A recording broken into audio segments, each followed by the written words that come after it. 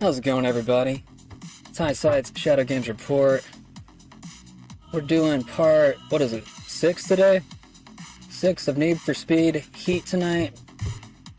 Haven't played this game in probably like a month or two. So we're back at it. We got lots of interesting AI news today.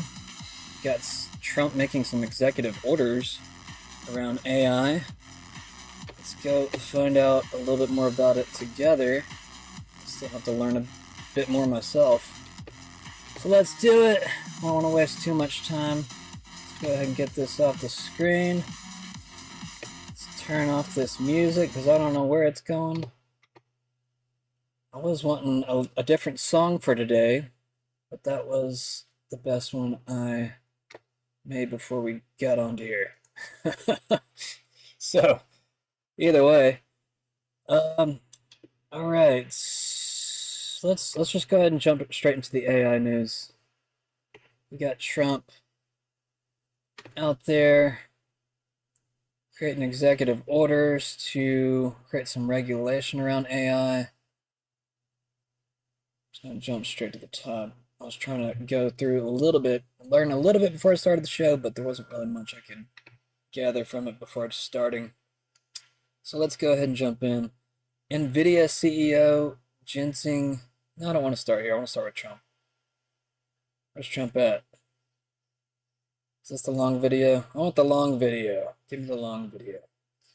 Trump's War Room says President Trump just signed 3 executive orders to ensure that the United States wins the AI race, accelerating permitting to build data center infrastructure, promoting the export of American AI models abroad, protecting Americans from woke AI models driven by radical left ideology at the expense of accuracy. Prepared for your signature today relates to federal permitting for data center infrastructure. As you mentioned during your speech, this is a crucial issue affecting the entire AI industry.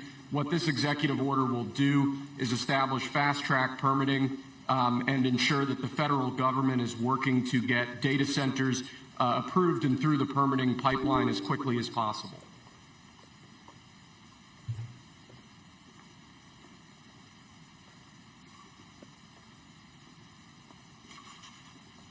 Which I'm sure we probably won't even know what kind of consequences will come from this until well after he signs this.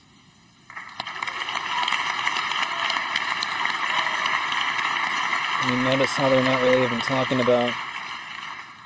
As you said before, sir, it's absolutely essential that American AI models and the American AI industry dominates the future of this industry around the world.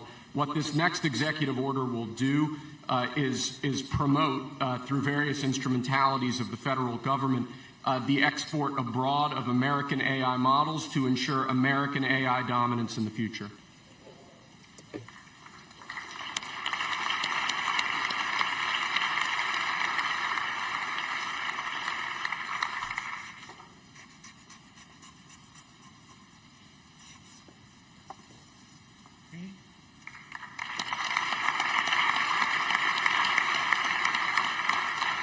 Looks blank to me. And lastly, sir, as you said in your speech, we don't want woke AI. We want AI models based on accurate information that give accurate information and accurate answers. This executive order will ensure that when the federal government procures or promotes different AI models, that those AI models are ideologically neutral, that they don't embrace wokeism and critical race theory and all of these terrible theories that have done so much damage to our country.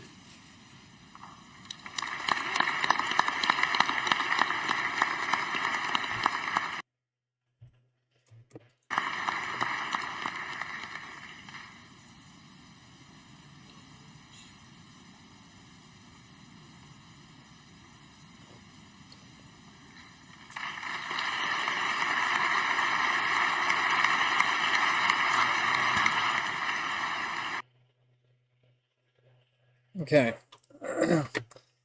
I feel like I have more questions than I have answers, so maybe we can dig with Grok a little bit further.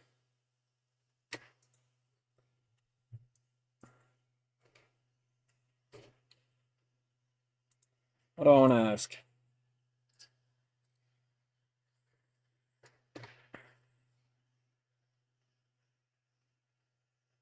I'm not even sure I have a question prepared for this yet, though. I feel like I need to like process this for a little bit before trying to figure out where does this really lead. The big beautiful bill had something similar inside of it, so it kind of just makes me wonder, what does this extend onto what the big beautiful bill had already kind of regulated to begin with? Seems like we're just adding even more regulation onto AI at this point, which may or may not be good. Still trying to figure out. This event is a part of a broader strategy outlined in America's AI Action Plan, released on the same day, which seeks to position the U.S. as a leader in AI by reducing regulatory barriers and fostering innovation.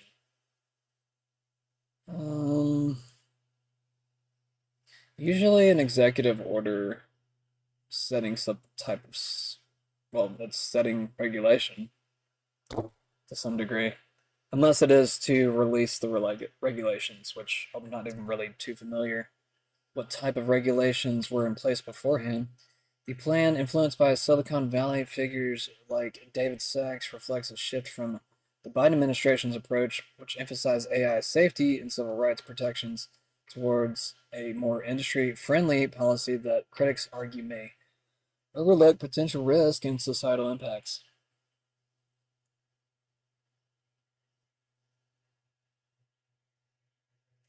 The timing of these actions coincides with heightened global competition, particularly with China and AI development.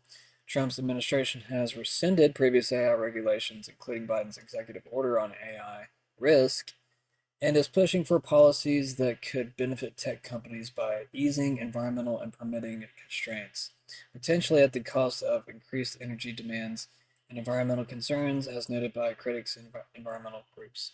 All right. Let's jump over to JD Vance now.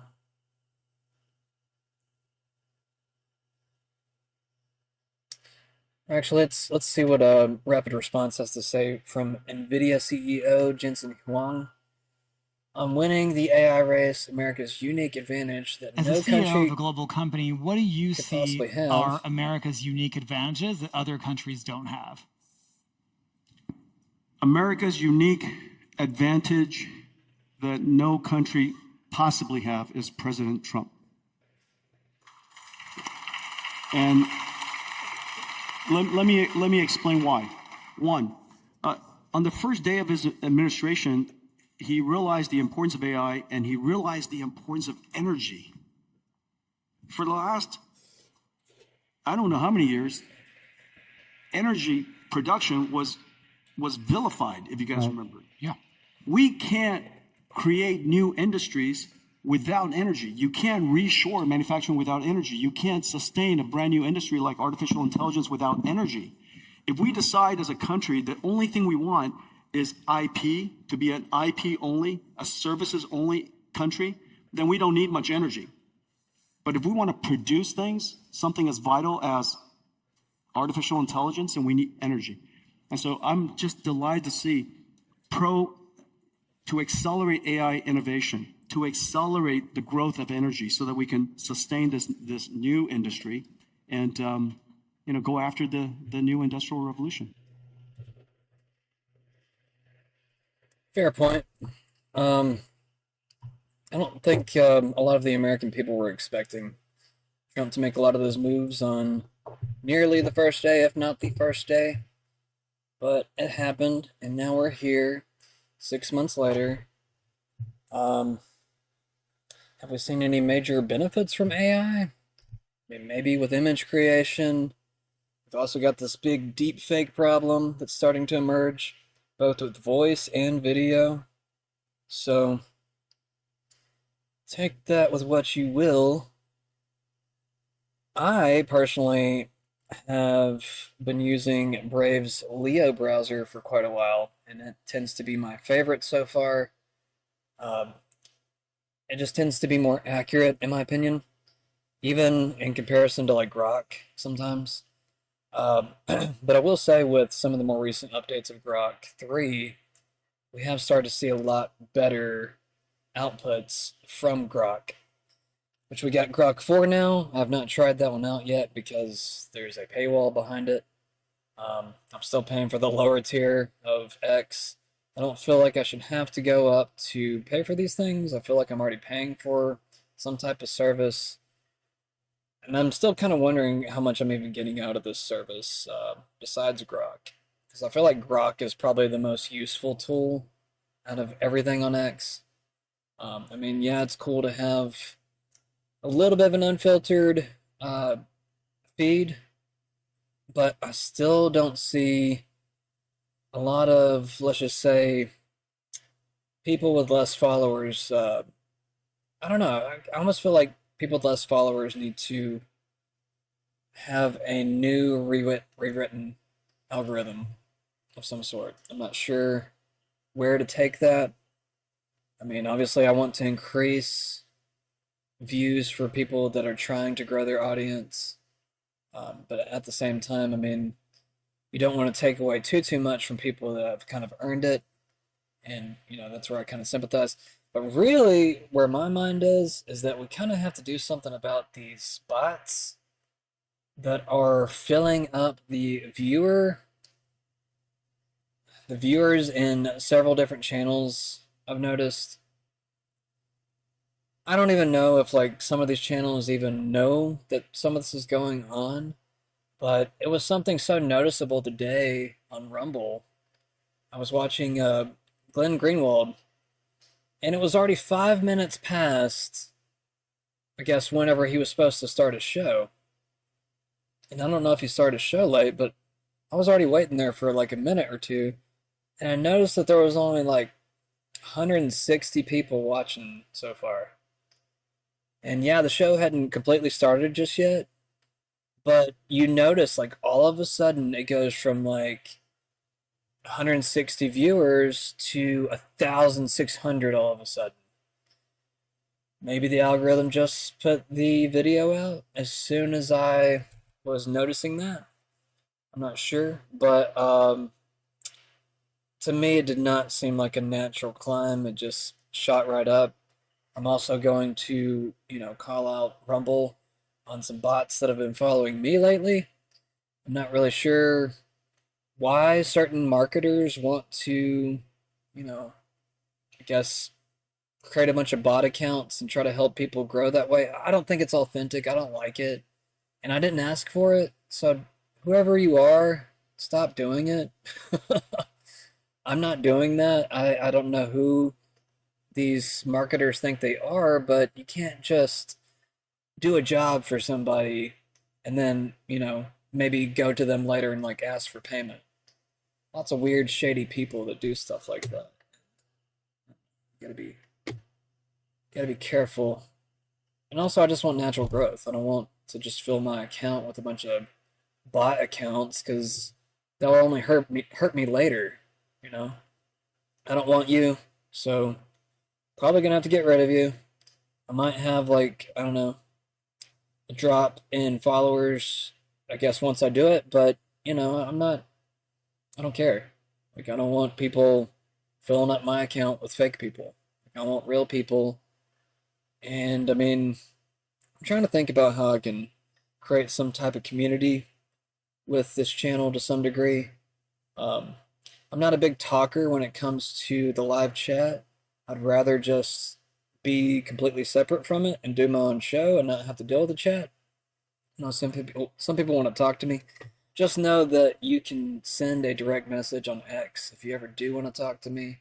I've had a few people reach out, but just know that there are more appropriate ways to get my attention, rather than getting mad at me in the chat if I'm not paying attention to you.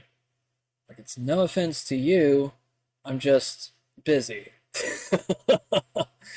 I don't know if you noticed that I'm, doing a show right now, but that's the reason why I'm not talking to you right away. Anyways, is this the same video? And lastly, sir, as you said in your speech, we don't want woke AI. Yeah, it's the same thing. Where's JD Vance at? I saw him somewhere.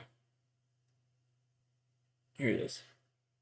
Now there is a displacement that I worry about, and I was frankly not even aware this was an issue until a couple of weeks ago, and I'm trying to dig into it a little bit, which is where, on the one hand, you see some Silicon Valley technology firms, especially the big firms, say that they are desperate for workers, that they can't find for workers, that they have to use overseas visa programs to find workers, and yet at the same time, the college-educated employment rate for STEM graduates in this country seems to be declining. Yep. Well, wait a second. If you're not hiring American workers coming out of colleges for these jobs, then how can you say that you have a massive shortage in these jobs? And by the way, you see some big tech companies where they'll lay off 9,000 workers and then they'll apply for a bunch of overseas visas. And I sort of wonder, that doesn't totally make sense to me. The math doesn't. That displacement and that math worries me a bit. And what the president has said, he said very clearly, we want the very best and the brightest to make America their home. We want them to build great companies and so forth. But I don't want companies to fire 9,000 American workers and then to go and say, we can't find workers here in America. That's a bullshit story. What did Microsoft say when you brought that up with Microsoft? Have you talked to them about it? I have not. I just became aware of this a couple weeks ago. Somebody sent me an article about this, and they said, well, and it maybe was Microsoft. It was Microsoft. That fired, I think, 9,000 people.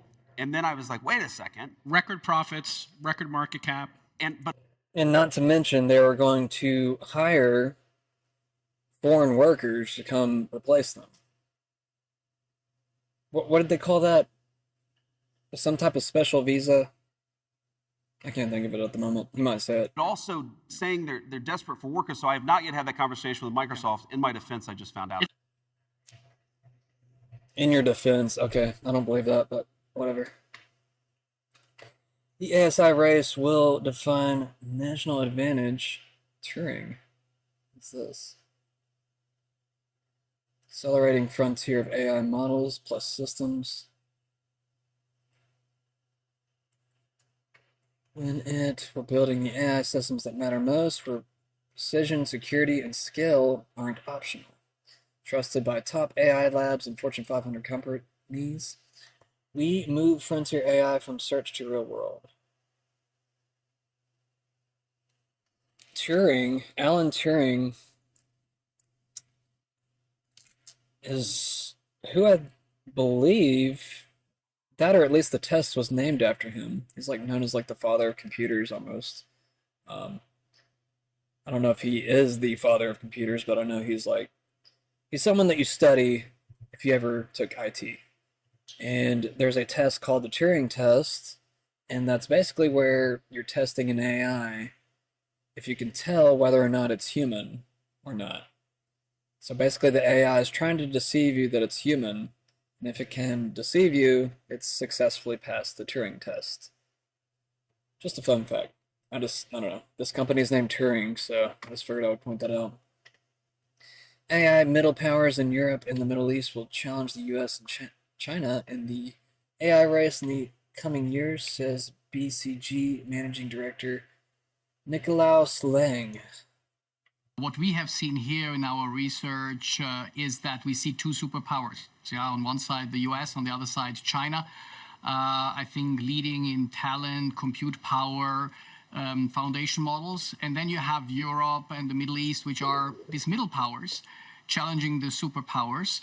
And I think that's where we will see the dynamic unfold in the years to come. You just mentioned the approach to regulation. I think this is different. I think in the US, it's different in Europe, it's different in China.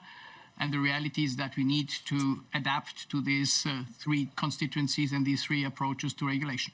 Very briefly, Nikolaus, the companies you advise, where are they trying to navigate? Are they looking at expanding data centers within the Middle East, within the US? Where are people tending to default right now for their expertise? Yeah, well, I think what we see in AI is a fragmented world as we see it also in other parts of geopolitics. And I think companies realize that they need to be present in the different regions, both with data centers, with AI talent, and also with capital investment. And I think that's what makes this geopolitics of AI space so interesting, because I think we have a huge dynamic, a regional dynamic, which is very different from what we see in other areas. Nice. It's from Bloomberg, so take that with what you will. What's this? So the AI race boils down to who can afford to pay the most for Chinese dudes, who can buy more GPUs from another Chinese dude, and can the Chinese dudes in China keep up?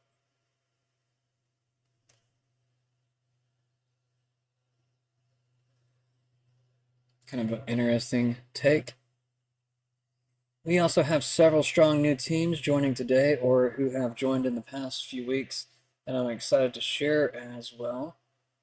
Trapid Ben Sal pioneered RL on Chain of Thought and co-creator of O-Series models at OpenAI. Sachao Bai, co-creator of GPT-4o voice. I don't want to have to read all of these, but you kind of get the idea. Let's see, GPT, Anthropic, HHVM, Hackflow, Redux, performance tooling.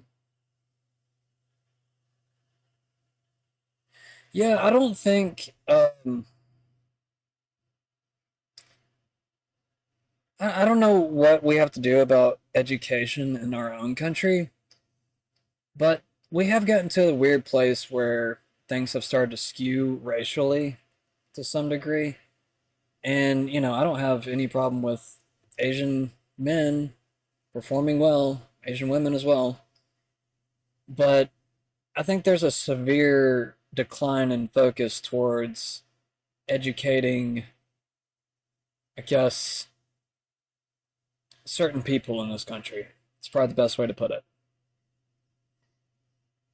I mean, I had shitty teachers my entire life. I don't know why. I don't know why I couldn't find at least one person that really cared, but I have had people like that most of my life. Now, maybe I had a bad attitude growing up and that made it harder for somebody to want to teach me. I don't know. I mean, maybe that's a part of it, but it does seem like there's a weird willingness to want to teach immigrants and people from other countries a lot more than their own citizens. And that's where I'm kind of getting with all this, or getting towards. Foreigners tend to be more compliant, and they tend to want to follow the rules a lot more steadier, just because they know that they can lose all of it very quickly. But we definitely need some type of reshifting of focus back towards educating our own population.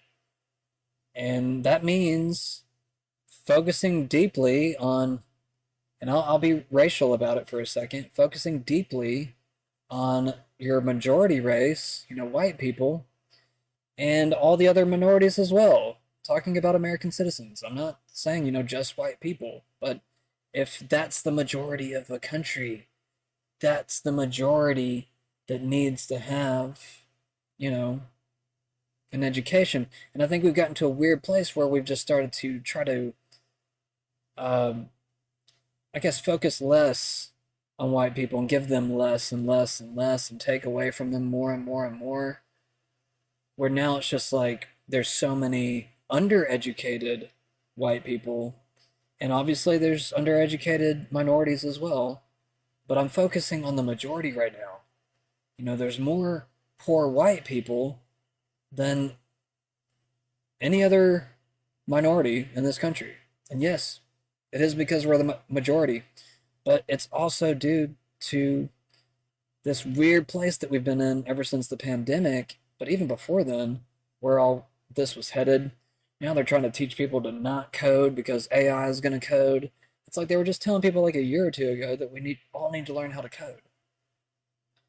So we got to get to some type of stable, saner place with all of this. We've got to start educating our own people. And, that includes black people and Mexicans and everybody else, in our country. We got to focus on our own people, guys. Like, I never want to be racial about anything, literally anything. I hate talking about it. I used to love when we were at the place that, we were all saying that, race isn't real. We're all part of the human race. We need to get back to that to some degree. But it seems like we have a major focus on all these Chinese people, and then we wonder why we have all this Chinese infiltration in our system. It's like, where are the, white men in this? Where are the black men in this? Where are the Mexicans in this? And I mean, are all these people from other countries? I don't know. I haven't checked any of their names, so don't quote me on this. But I'm just kind of putting it out there. It's like it's getting to a weird racial place where it's all focused on, these weird stereotypes where only Asians can be good at math. It's like, well, if you don't teach your own population how to do certain kinds of math for so long, excuse me, if you don't teach them for so long, they're going to end up dumb and they're not going to be able to compete. And that's my whole problem with all this, is that we've gotten to this weird place where certain groups can't really compete because they were dumbing us down, probably with fluoride and everything else, and then hindering people from wanting to finish their education or even being able to afford it, for that matter. Because that's something we can never fix either.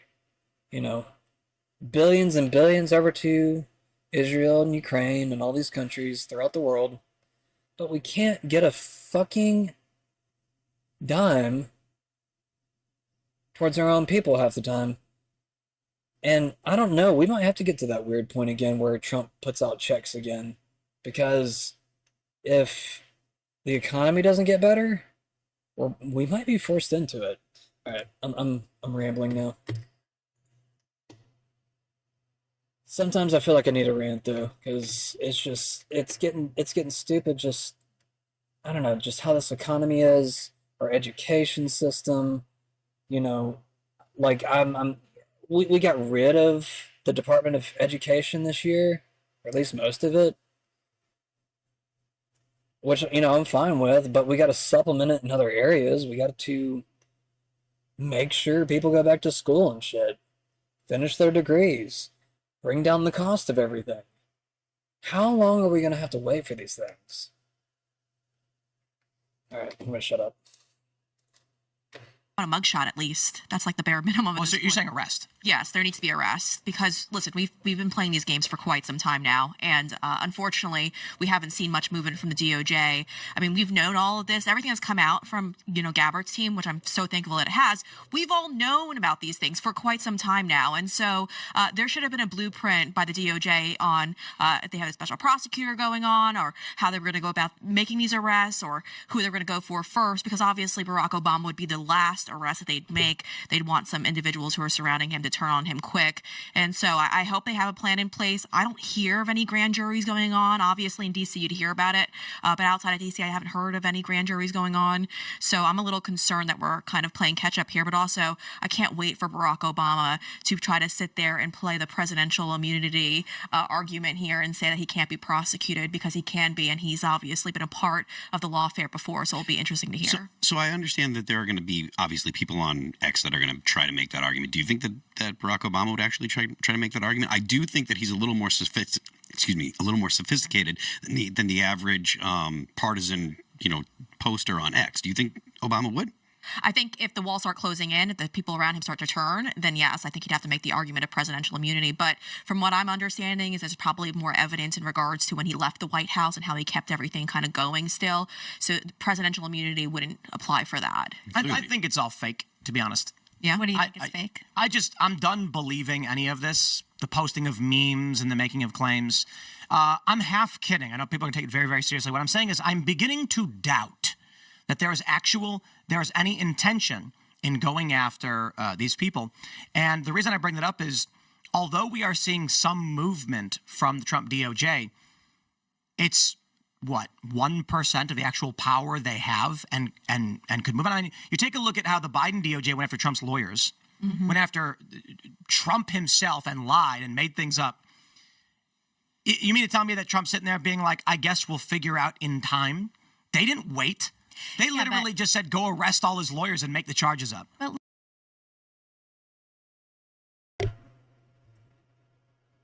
That's a good point. I've always heard the argument from the Trump loyalists that Trump likes to take his time and do everything the legal way. But, it's like if you have certain powers and you are capable of doing certain things and you actually believe these things and you feel like you have the all-out proof and evidence, I mean, I say go arrest them and then prove it in court. And then you already have them arrested. Don't got to pick them up again. But I mean, this is something even much higher than that. This is high and grand treason to some degree. Referring to Obama and I guess all of his minions at this point. I'm going to switch back over to this real quick. I meant to cover this video before switching back over. I did have a little bit of a reel that I wanted to get through today on this AI stuff, but yeah, just gonna wing it. For the first time ever, we're expecting a comprehensive American AI strategy to help define what is going to be the defining technology for our generation and probably for this century. And the reason that the average American should care is because this is not just a victory moment for those of us like myself in the tech sector who believe there's too much regulation that's stifling AI innovation, but it's also because the principles that we're expecting to hear President Trump describe in his AI action plan benefit the average American. And those three principles that I'm hoping to hear today are, first, a lot of Americans have heard about the impending job disruptions that AI is going to create. Mm-hmm. There are going to be disruptions. But what I expect to hear today is that there's also going to be massive investment in upskilling blue-collar workers in manufacturing, which we need incredibly more of, right? Plumbers, electricians, and other manufacturers who help build these massive AI data centers, which is, by the way, the second pillar I'm expecting to hear about today, is a real investment in an American-first approach. And I think the third reason that the average American should care is because America first doesn't mean that we're closing in on ourselves. In fact, it means quite the opposite. We're going to go out and counter China, and as President Trump shared in the clip that you just showed, we lead, American companies lead in technology dominance across the stack, from chips all the way to the leading AI models. And to me, that's a victory for all of us. Okay, I mean, that sounds a lot better than what Trump said. I mean, I like some of what Trump said, but kind of helps explain it a little bit better. Oh yeah, Jack Dorsey also made a comment a couple of days ago. Jack Dorsey says AI must be permissionless because constraints kills innovation. What are the technologies where you don't need permission from a company, from a CEO, to work on what you want, to build what you want, to build a business around that? Like, those are the things that are durable. That's why these open protocols are significant and important. And again, like, it's happening with AI as well. Like, these AI companies are building platforms and they're all incentivized around their own particular models. You have to ask them for permission, you have rate limits, and you have all these things. And even what the models spit back are constrained. And it limits the potential of, like, really great ideas bringing humanity forward, because it's the decision of a group of CEOs that think they know best. And they may know best for their company, but they don't know the best for the creativity of the world and what people actually want to do with it. Fortunately, there's a great movement in open source AI. And DeepSeek was an important moment in this space for exactly that reason, like to show a different path and to provide something that is not only competitive, but better than the models that the corporations are putting out there. And that if we demand more of these open models that we can run on our laptops and run on, on our personal systems and even, our business systems, we can continue to innovate, and we can continue to invent and continue to make these more cost efficient and actually stay ahead and not be reliant upon 5 companies telling us that they know best and there should not be open source because it's dangerous. No, we should have these things in the open and race towards solutions that stay ahead of all the dangers. And we can't rely upon these single points of failure to protect us from these dangerous systems. Like, we have to build systems that allow us to be 10 steps ahead of adversaries, which we can do. And I think people are incentivized to do that if they have access to these technologies. Yeah. Jack Dorsey is one of those weird characters where I'm always kind of in the middle on him. Like, some days I feel like he's a good guy, and some days I feel like he's with the whole system. I don't really know anymore, though. I mean, he did leave Twitter. Kind of made him look a little bit better. But then and there again,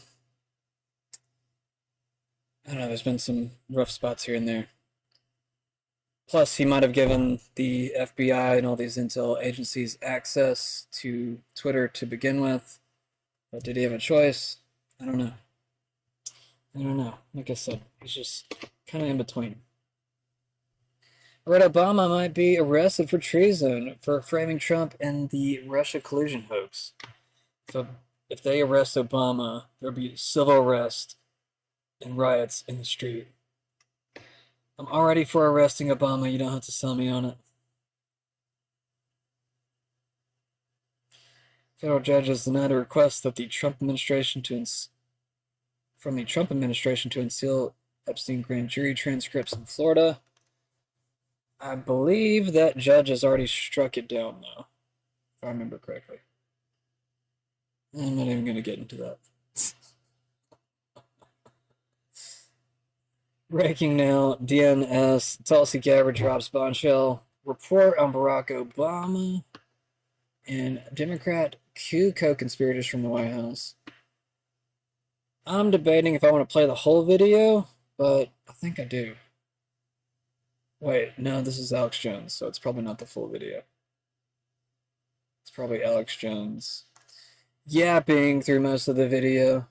Let's see real quick. There's irrefutable evidence that detail how President Obama and his national security team directed the creation of an intelligence community assessment that they knew was false. They knew it would promote this contrived narrative that Russia interfered in the 2016 election to help President Trump win, selling it to the American people as though it were true. It wasn't. The report that we released today shows in great detail how they carried this out. They manufactured findings from shoddy sources. They suppressed evidence and credible intelligence that disproved their false claims. They disobeyed traditional tradecraft intelligence community standards and withheld the truth from the American people. In doing so, they conspired to subvert the will of the American people who elected Donald Trump in that election in November of 2016. They worked with their partners in the media to promote this lie, ultimately to undermine the legitimacy of President Trump and launching what would be a years-long coup against him and his administration. We're here today because the American people deserve the truth, they deserve accountability, and they deserve justice.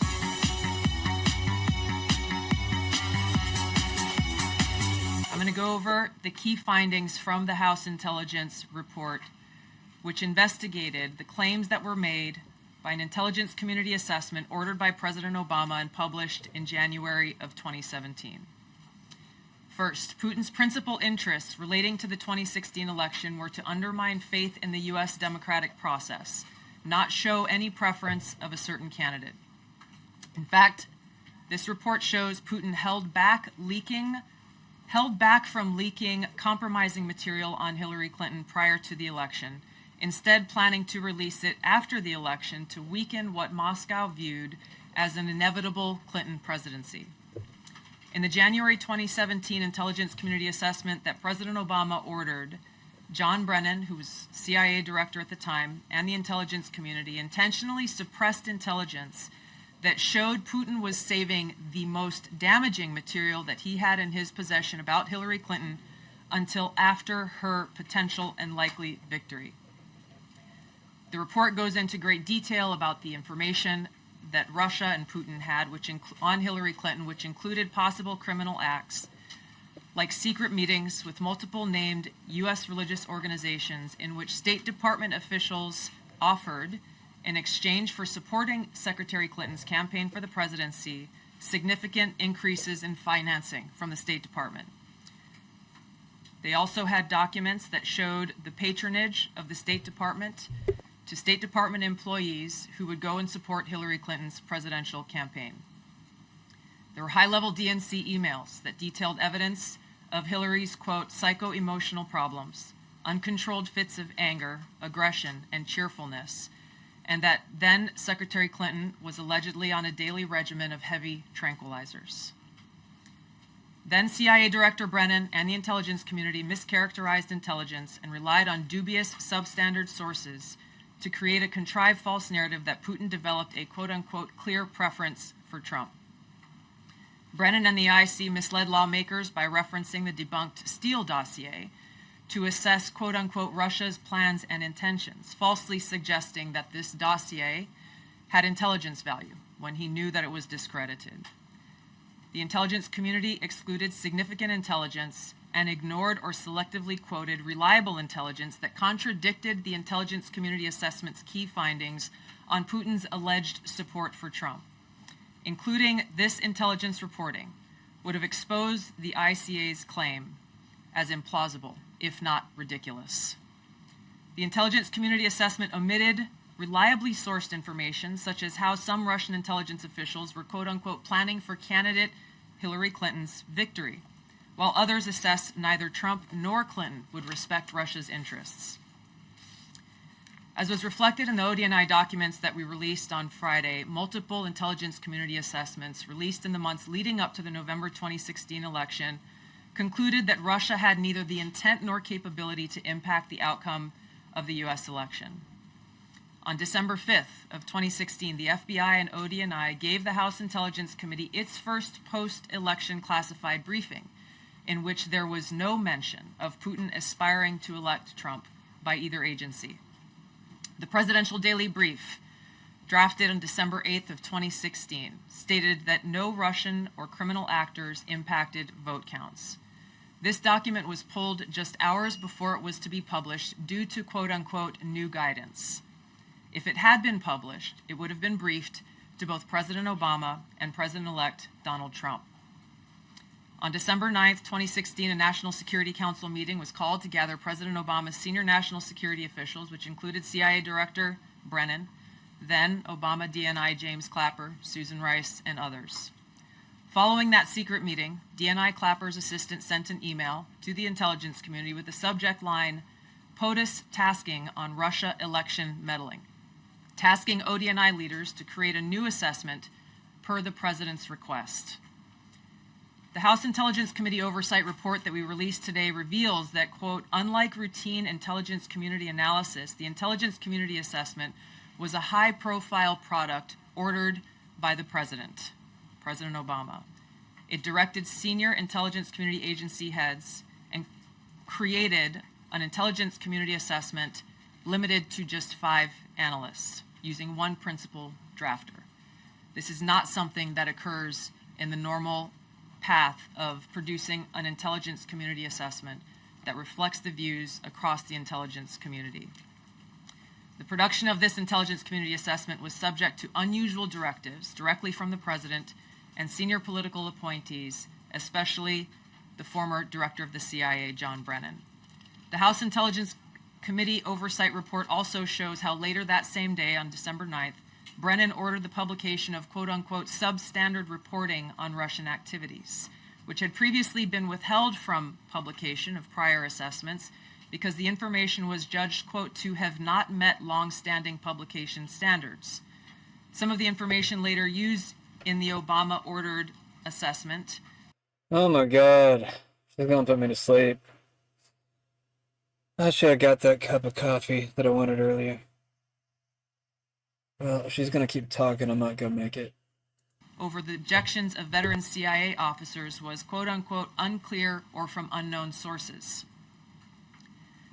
The Intelligence Committee's Oversight Report reveals that CIA Director Brennan overruled senior CIA officers who challenged the Obama-ordered intelligence assessment, stating, quote, we don't have direct information that Putin wanted to get Trump elected.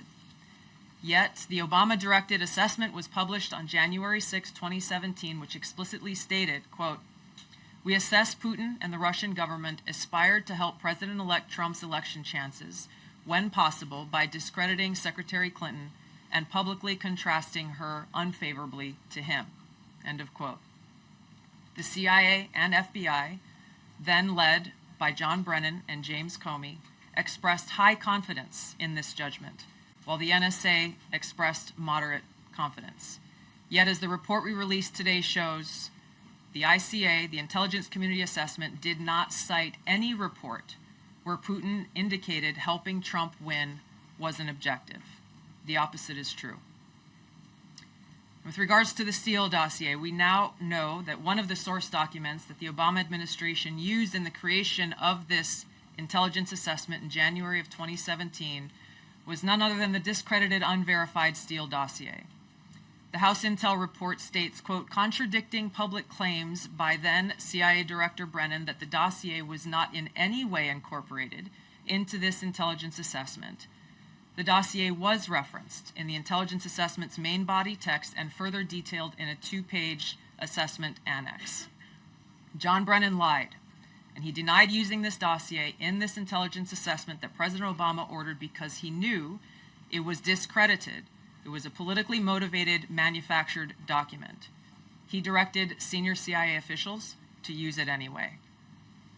CIA officer told the House Intelligence Committee staff as they investigated this, quote, the director of the CIA, John Brennan, refused to remove it, and when confronted with the dossier's many flaws, responded, quote, yes, but doesn't it ring true? Even the bipartisan Senate Select Committee on Intelligence report published in 2020 criticized the FBI's handling of the Steele dossier, noting its completely unverified nature and purposeful sidestepping of intelligence community procedures in its use. Now, President Obama, Hillary Clinton, John Brennan, James Clapper, James Comey, and others, including their mouthpieces in the media, knowingly lied as they repeated the contrived narrative that was created in this January 2017 intelligence community assessment with high confidence as though it were fact. John Brennan, as CIA director, stated in a memo to his agency staff in December of 2016, saying, quote, there is strong consensus among us on the scope, nature, and intent of Russian interference in our presidential election. This was reported by NBC News, confirming that Brennan, along with James Clapper and James Comey, agreed with the CIA's assessment that Russia intervened to help Trump win the presidency. As Obama's Director of National Intelligence, James Clapper was tasked with overseeing the creation of this assessment in January of 2017 by President Obama, and he expressed confidence in its findings. In a 2018 interview with the Harvard Gazette, he talked about how he provided Trump with the same classified assessment that President Obama received, which included the high confidence judgment that Putin directly ordered the hacking and election interference. Clapper then went on to add, I think they, the Russians, actually influenced the outcome. This is a brief summary of the details that you'll find within the House Majority Staff's report in their investigation into the Obama-directed January 2017 Intelligence Community Assessment that leads us to the very same conclusion that we announced in the release of our documents on Friday.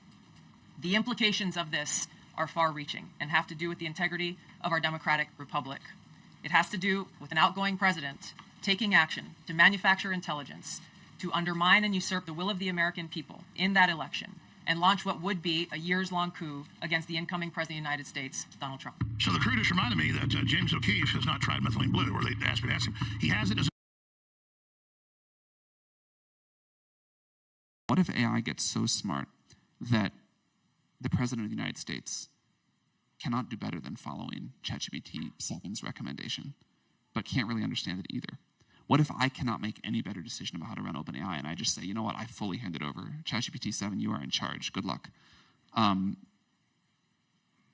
That might be the right decision in any individual case, but it means that society has collectively transitioned a significant part of decision-making to this very powerful system that is learning from us, improving from us, evolving with us, but in ways we don't totally understand. So that's the third category of how I think things can go wrong.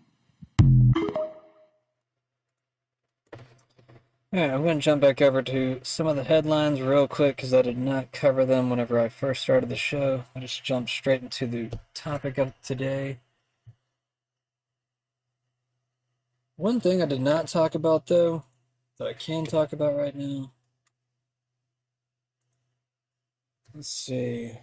Who are the leaders in AI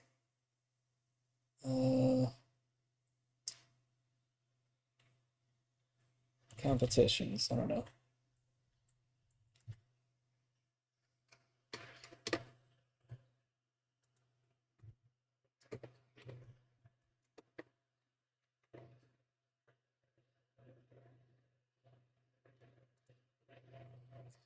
In the realm of AI competitions, Google and OpenAI have emerged as leading contenders, showcasing significant advancement in their AI models' capabilities. Both companies achieved notable success at the International Mathematical Olympiad, IMO, with their AI system solving complex mathematical problems and reaching gold medal scores. Google's DeepMind unit, using a general purpose model called Gemini DeepThink, solved 5 out of 6 problems within the official 4.5-hour time limit. OpenAI, on the other hand, utilized an experimental model that leveraged massive scaling of test time compute to achieve similar results.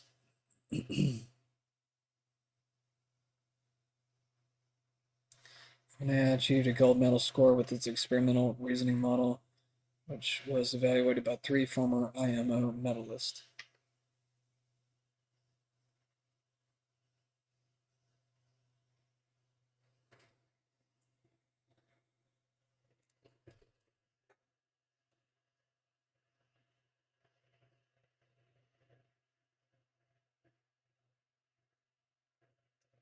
I figured there would be more here.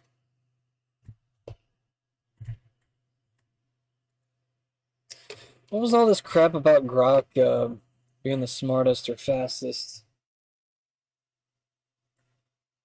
Actually, let me just ask Grok real quick.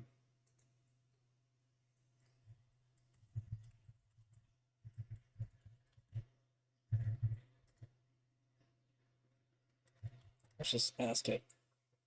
Let's just see what it comes up with.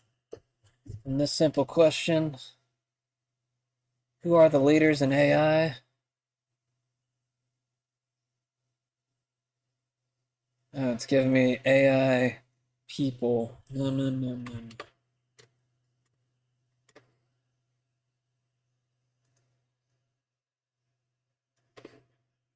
Start it over.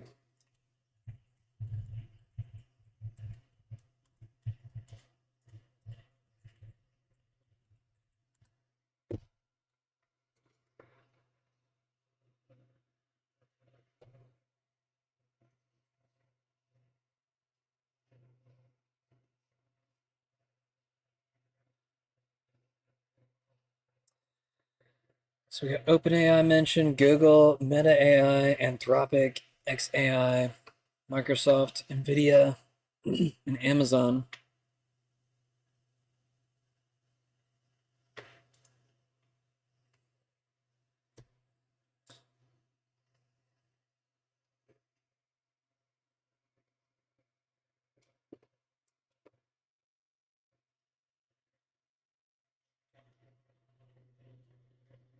I know these AIs are probably, well, I mean, I know for a fact they're used for different things. I'm trying to ask it some general questions to try to get a little bit of a competition going.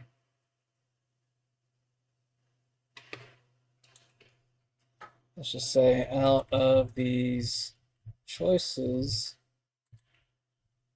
which are the best, accurate,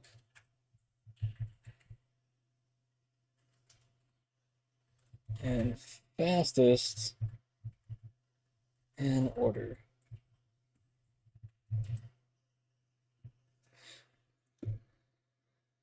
And if you don't answer me, you're stupid. Ranking the best, most accurate. Oh, it's actually gonna... Really? Okay. So Grok, an AI, ranks OpenAI better than itself. At least it's not biased to itself. We know now that Grok is not narcissistic, does not care what you think, or what it thinks about, or what people think about itself. Ranking the best, most accurate, and fastest AI technology leaders in 2025 depends on specific use cases, as no singular model excels universally. Okay, so maybe it's not what I think it is.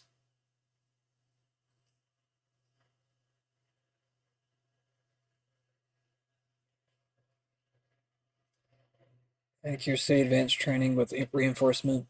Learning from human feedback, RLHF, reduces hallucinations. Improving factual accuracy. Yeah, these AI hallucinations are something that are kind of interesting. Maybe that's what some of the images that we see sometimes that come out of, the generators, depending on what you type in. Sometimes you get some really weird stuff. And training with reinforcement learning from human feedback. Right, so the GPT-4o and O3 Mini are optimized for low latency, with O3 Mini being particularly fast for science, math, and coding tasks. Limitations: cost source models mean higher cost, and it lacks the transparency of open source alternatives.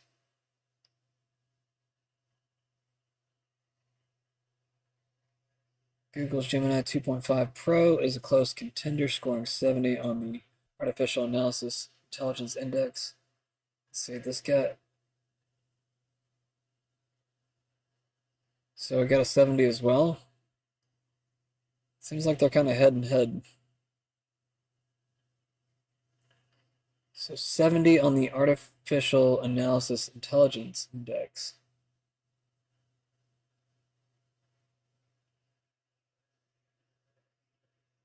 XAI, Grok 4 developed by XAI, tops the Artificial Analysis Intelligence Index with a score of 73, outperforming OpenAI's O3 and Google's Gemini 2.5 Pro. It excels in logical reasoning and opinion-based tasks. So supposedly, Grok 4 has outsurpassed, well, it could be all of them, or at least the top contenders.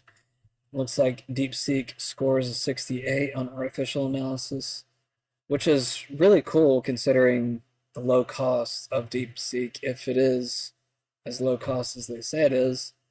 If that's the case, then we need to replicate some DeepSeek systems, and then maybe even integrate them into some larger systems. Like, I don't know, multiple AIs working as a nodal AI. That might create superintelligence a little too fast, though. Microsoft's Copilot, built on OpenAI's tech, integrates AI into productivity tools. Doesn't look like it contends, though, on the analysis chart. Doesn't look like Meta AI does either. So Grok is actually a very new contender to the Artificial Analysis Intelligence Index. NVIDIA.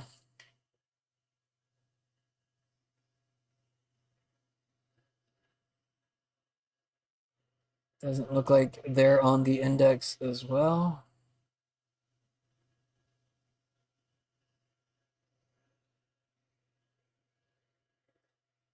Anthropic's slower accuracy and safety, but slower and less versatile. So it looks like it's basically the top contenders as of right now are OpenAI, Google, XAI, and DeepSeek. Those are the ones that are actually competing against each other. And if the score is a good way to index this, then it seems as if Grok 4 takes the lead in the AI supremacy race. So, I feel like we got that covered for today. Questions afterwards. Tulsi, thank you for. Which we already watched that with Tulsi, so I'm going to keep moving on with the news. Where are we at on time? We're at an hour. I'm going to go ahead and get this game started in the background. I was going to play Destiny today, but I got to get a big download first.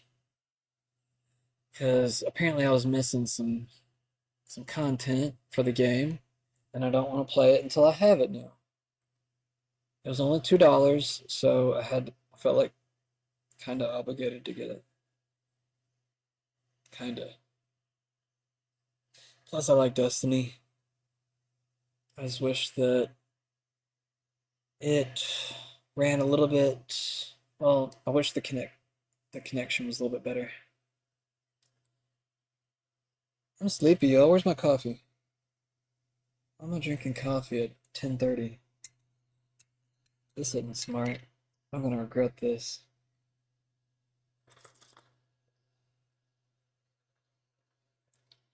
Oh, damn, it tastes good though. Whew, maybe I don't regret it. Oh, it tastes so good. It's so good. When you rig an election, still lose, and the winner is about to declassify everything. Rob Schneider, of all people, reposted that, if you can believe that. Rob Schneider, please go make another good comedy movie. We need some more comedies. I don't know if you're good without writers, but I wish you'd make a movie. Somebody would go make a funny damn movie. I haven't seen a funny movie in so long. Actually, I need to go finish one that I started watching. Anyways, I'm going to shut up. Breaking. Scientists warn the Earth could run out of conspiracy theories by 2025 if they keep coming true at the current rate. Yeah, I don't know if they're trying to make conspiracy theorists not look crazy, but it's working. He used to be good at making conspiracy theorists out to be crazy, and now it's just kind of like, ain't working out so well anymore. Alright. Clandestine says it's happening. DNI Gabbard just confirmed she is referring all documents to the DOJ, FBI, criminal investigation, and has irrefutable evidence that Obama was engaged in criminal activity and a treasonous conspiracy. Trump and his team are going after Obama. Do you believe that any of this new information implicates former President Obama in criminal behavior? We have referred and will continue to refer all of these documents to the Department of Justice and the FBI to investigate the criminal implications of this. For even former President Obama? Correct. The evidence that we have found and that we have released directly point to President Obama leading the manufacturing of this intelligence assessment. There are multiple pieces of evidence and intelligence that confirm that fact. Do you believe that any of this new information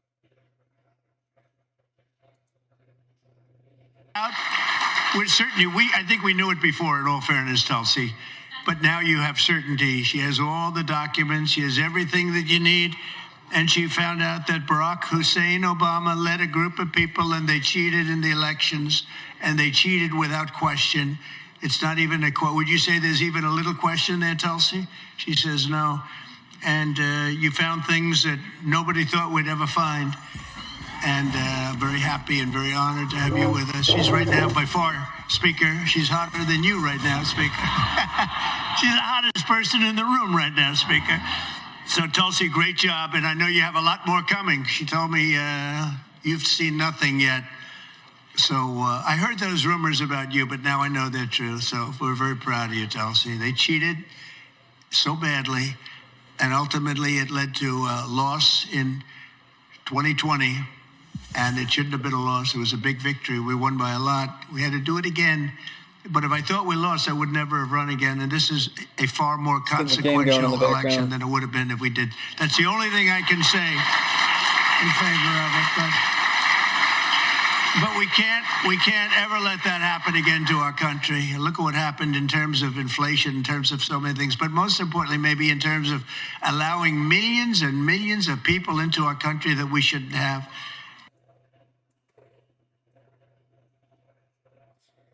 This makes Watergate look like small potatoes. Victor Davis Hanson, Senior Fellow, Hoover Institution. They are irrefutable evidence. They should all go to jail, or it will never stop. Nobody will believe the evidence, which is overwhelming. Make America great again. Yeah, I don't even think anybody really believes that you're going to actually put people in jail. Like, everybody's so twisted over the past month and a half from Trump, from the whole Iran and Israel ordeal, the lack of a ceasefire with Gaza is also kind of big. God, just lots of bad taste in our mouth from the past month and a half, really. And then I don't know. I guess everything with Epstein, if we're not going to see any type of real justice towards that, at least it's taking a lot longer than we anticipated it would. I mean, it's still kind of early, but at the same time, if we don't see something like this fall towards everything that's kind of being mentioned right now, then obviously the movement with MAGA and the momentum that it had, it's just going to completely disappear. It's already waning pretty badly as of right now. So he has to put out results with this at this point if he wants to keep some type of well-knitted base going towards 2026 and also even going into the next presidency, which I don't think Trump even, well, just based off of his actions, if he was serious about trying to create some type of new law so that he could have a third term, if he was serious about that, then I think he'd be behaving differently right now. So maybe that was just a joke, but yeah, we can kind of see that I don't know. Trump is not an average person though. Maybe he'll turn around here really soon, listen to what everybody said and just completely surprise us. So apparently ICE is hiring if anybody wants to work for ICE. Okay, who wants to be an ICE agent? 6-figure salary, federal benefits, $45,000 signing bonus, which that sounds pretty awesome. And you get to arrest and deport criminal invaders. What do y'all say? The White House confirmed Trump's diagnosis of chronic venous insufficiency, a benign condition causing leg swelling common in individuals over 70. Press Secretary Caroline Leavitt noted that bruising on Trump's hands previously photographed was due to frequent handshaking, not the vein condition. That's weird. Political and administrative moves. I said moves. Moves.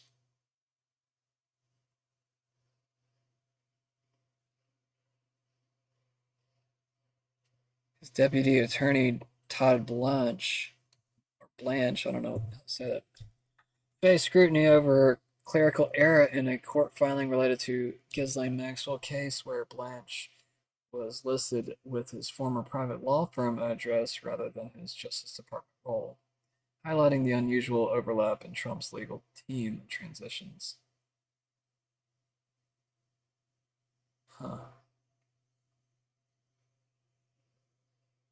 Trump was actively involved in planning for the 2026 midterm elections, focusing on recruiting, fundraising, and messaging to bolster Republican candidates, indicating his intent to maintain significant influence within the party.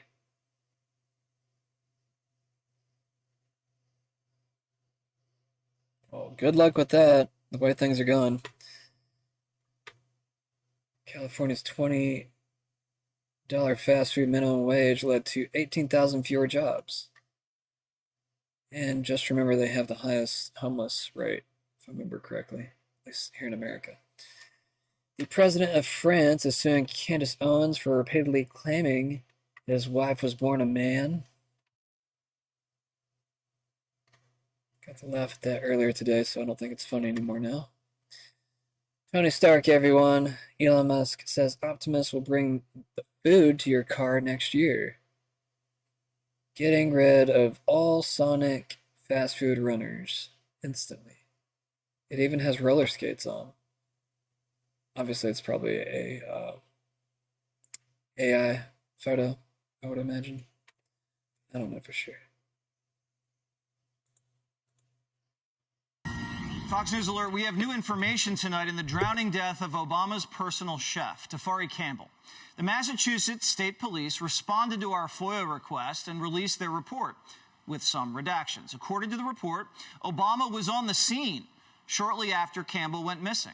Report also states an unmanned female staffer jumped into the water when Tafari fell off his board, but it was already too late. He disappeared. We also now know that Secret Service has surveillance footage of Campbell from Obama's compound moments before he entered the water. So we're going to see if we can get that, and we may have that for you. Again, we're very, very sorry for Tafari's family. That was a serious, serious tragedy. Fox News Alert, we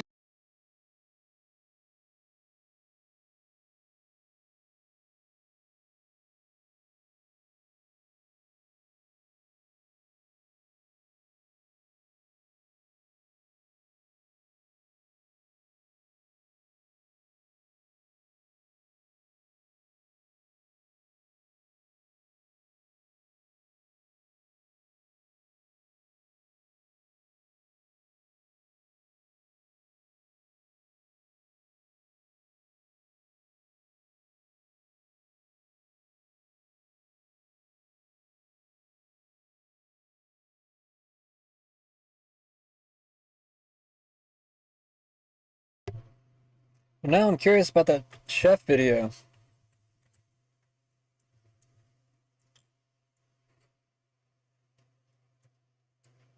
Is this it?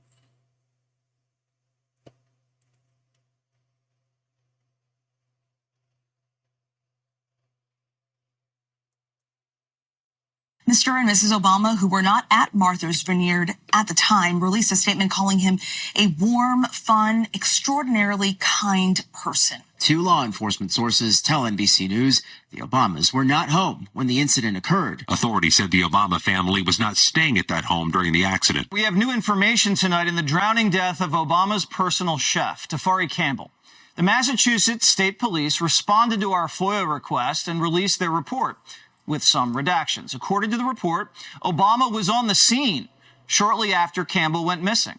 Mr. and Mrs. Obama, who... Okay. Want the actual video? Is this it? 5 days. In 5 days, it will have been a year since the Obama chef Tafari Campbell tragically drowned in the Obama estate pond that was 3.0 to 4.3 feet deep for 2 miles, despite being 6 feet tall himself. It is worth noting. So he could stand in a...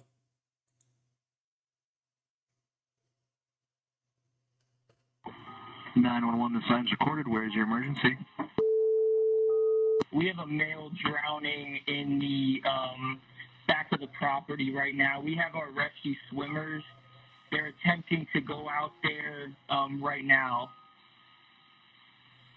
What's your phone number that you called in on? What's the best access? Swimmer and an agent driving down there right now to get on the boat. Someone came running up to our back post saying that a gentleman, it's just a guest of the house, is out there drowning. So right now, our rescue swimmer's going out there. Fox News Alert, So I guess they're just going to try to get it.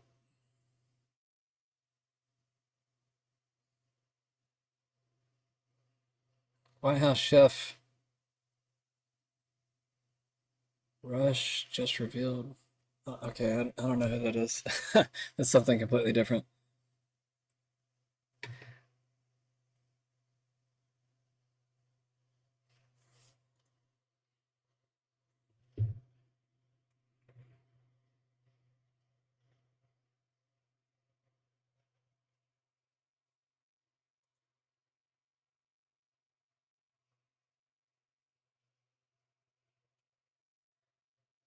Andy could swim.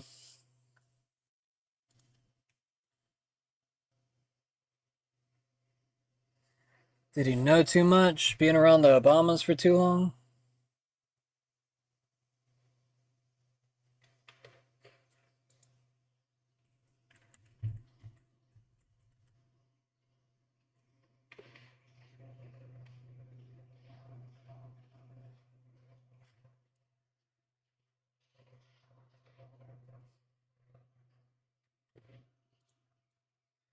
I gotta find this real quick. It's pretty funny. Come on, man. Somebody give me the freaking movie.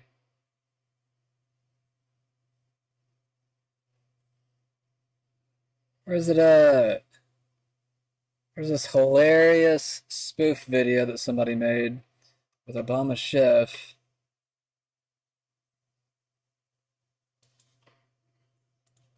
Come on. Alright, whatever. Whatever. Oh yeah, by the way, I'm not sure if this story's real, so take this story with a grain of salt. It might be a fabricated story. Because I think I fact-checked it, and then I saw somebody else repost it, and that made me think it was real. And then I would start to think back, and actually a friend even pointed out to me as well that this might not be a real story. So, yeah, just pay attention to these weird posters that just repeat other false reports, which I need to listen to my own advice. I'm unposting it. Bobby Kennedy is cleaning house after his staff sneakily approved Moderna's new mRNA vaccine without telling him. So, guess they did it behind his back. Allegedly, at least. Julian Assange is reportedly seeking a meeting with President Trump to expose further corruption among Democrat elites in Congress in both Obama and Biden administrations. Should Trump grant him a meeting? I said yes. The exact moment John Brennan committed perjury. Hopefully I get into that. Let's play this game, guys. Already got it ready, so let's go.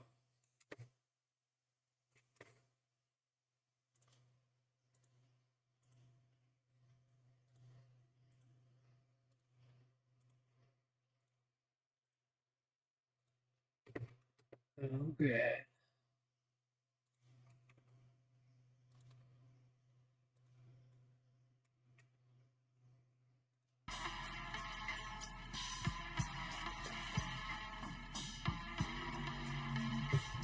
I might have to play my music from now on. I'm gonna stream on YouTube and everything else.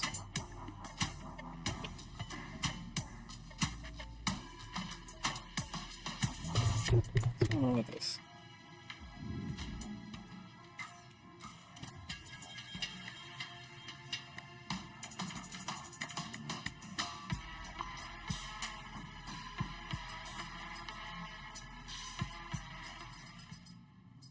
Because YouTube takes down the frickin' videos if it recognizes a copyrighted song. So I can't play them. Which is why I'm probably going to have to play some of my own music.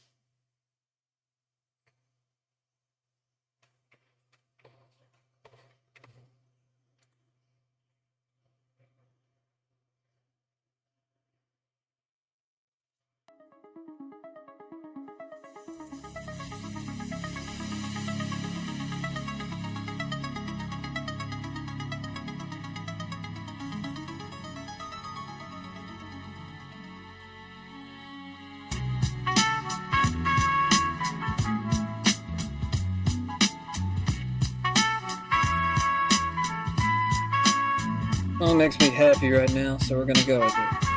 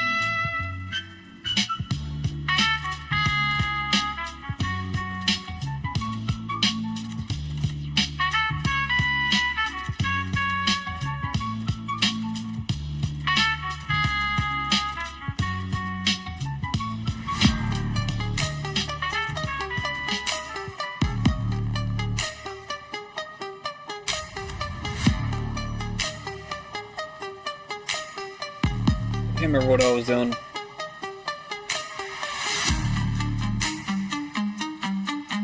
I'm gonna do day first. Maybe I pick night. I don't know.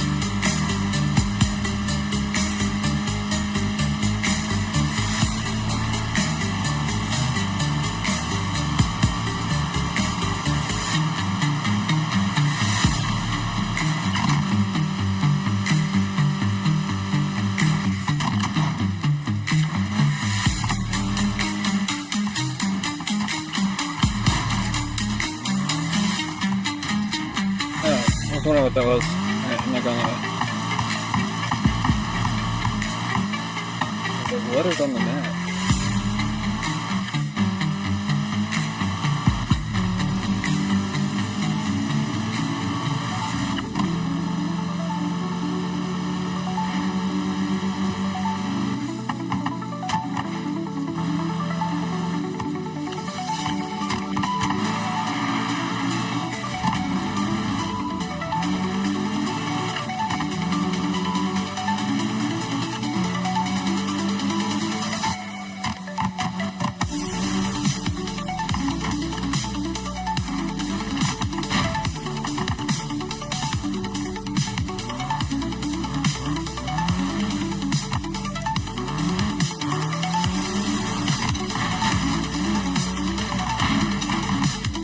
see if I can go that way. You got me in.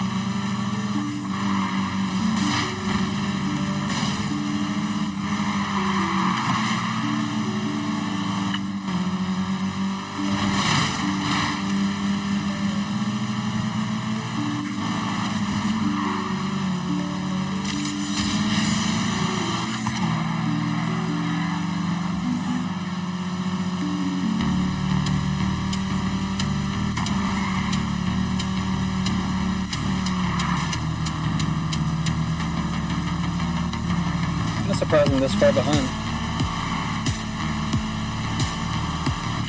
Might need to restart.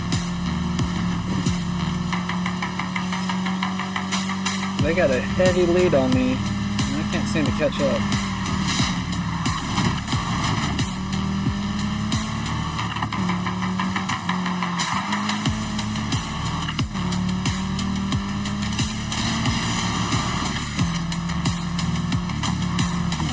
Yeah, I'm gonna restart.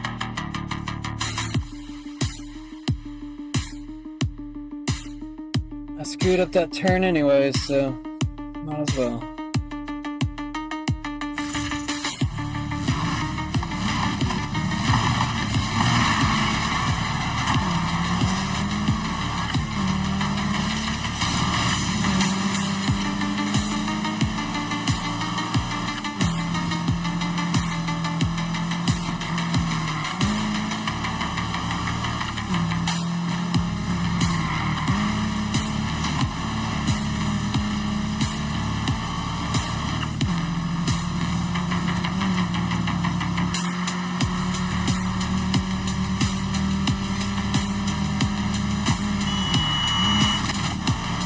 Still not it out. Oh, get back.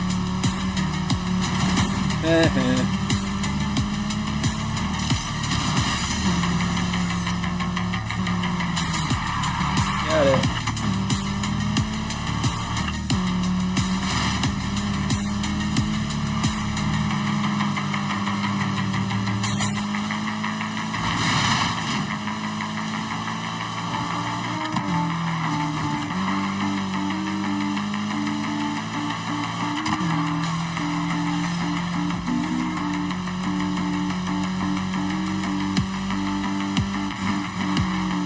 Dude, nothing so far ahead.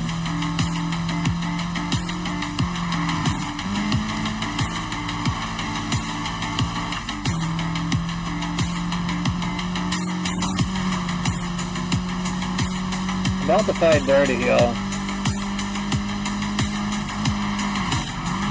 There we go. That was perfect. Yeah, I'm actually caught up quite a bit doing that.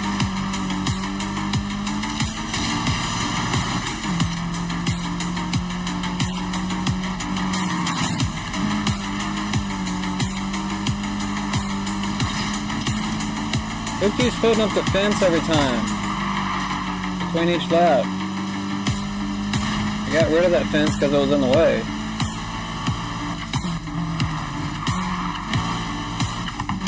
Me fucking... There we go. Come on, baby. Mess up, Mr. AI. You're not supposed to be this much faster.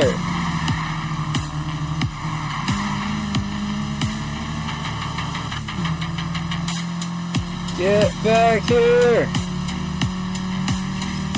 I'm gonna restart this one too.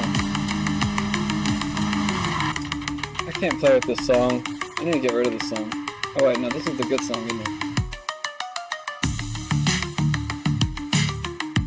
This is the one I don't like.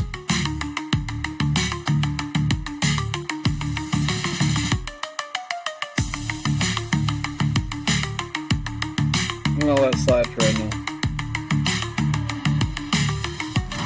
Ah, fuck me! Alright, I need to restart. No way I'm catching up with that. Unless I screw up like real bad. Possible? Very unlikely? Ooh, got through it.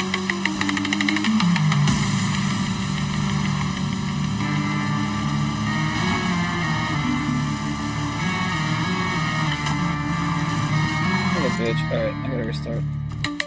Alright, I gotta get dirty.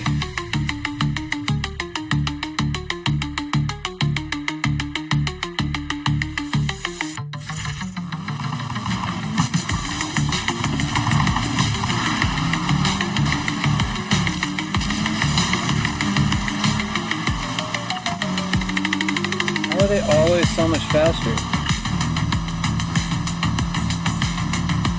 I did a nitro just then.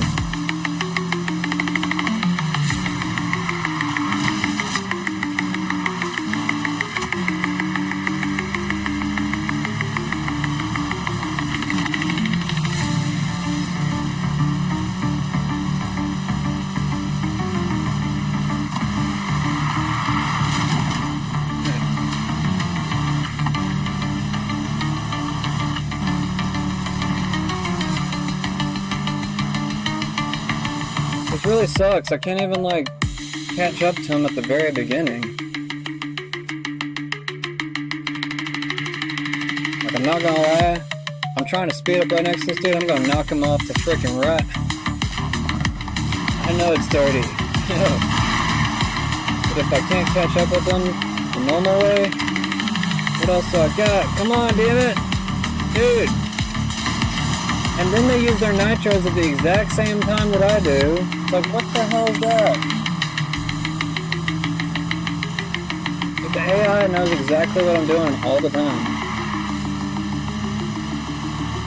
Like, they literally use the boost every single time that I use it. Like, that's cheating. AI fucking cheats! Fight me in a fair fight, damn it.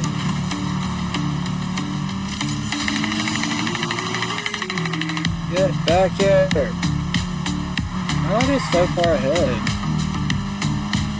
Like, they're ahead of, like, literally everybody else, too. So, it's just kinda weird.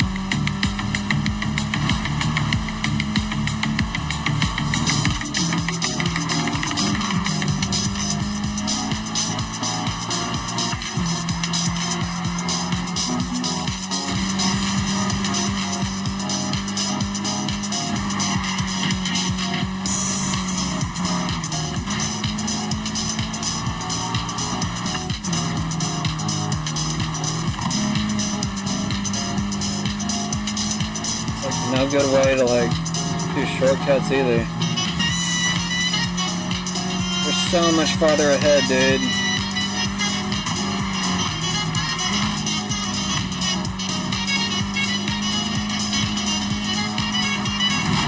No.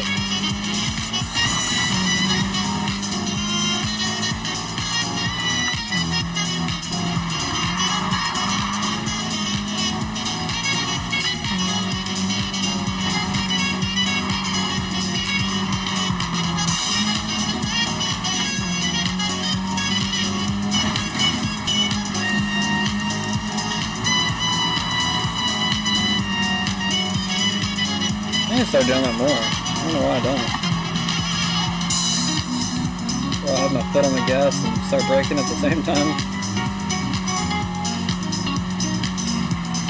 Actually helps.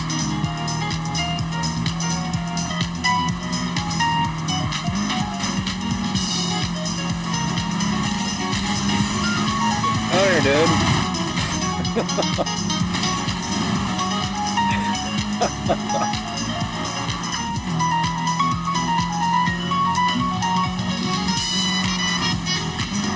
Dude, they're like nowhere near me. I'm getting out of this race.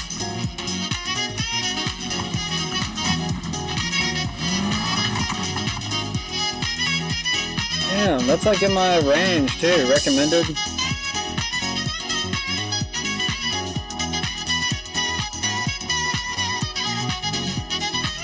I don't know. Need to get some upgrades or something first. New car maybe? We're doing this one. Much lower power ranking or whatever you call it. Driver score. I don't know what it is.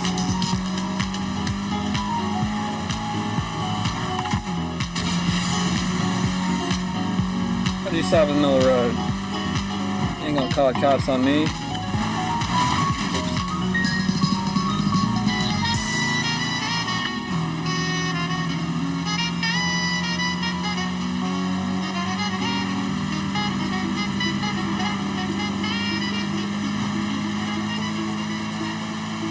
Oh my god! Gotcha, bitch. I ain't calling insurance. You are.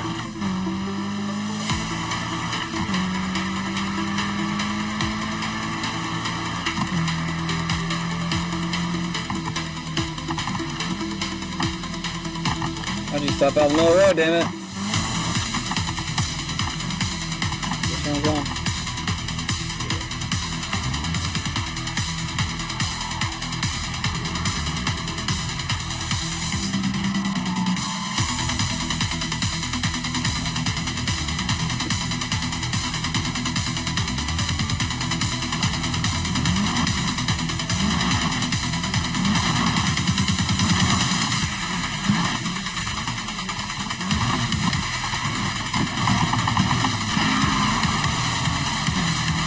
Car so damn fast, I almost hit that guy. Look, use it at the same time.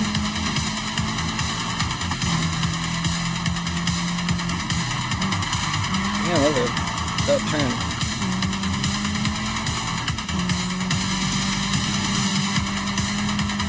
Good thing I got like awesome tires.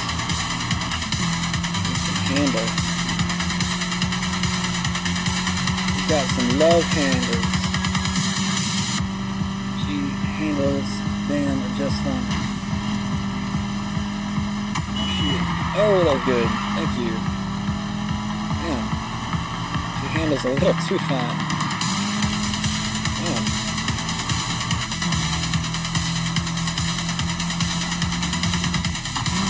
Yeah, that was like a perfect fucking.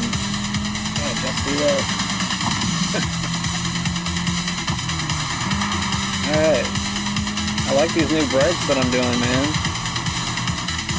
What's up? Usually I just speed right through a freaking turn.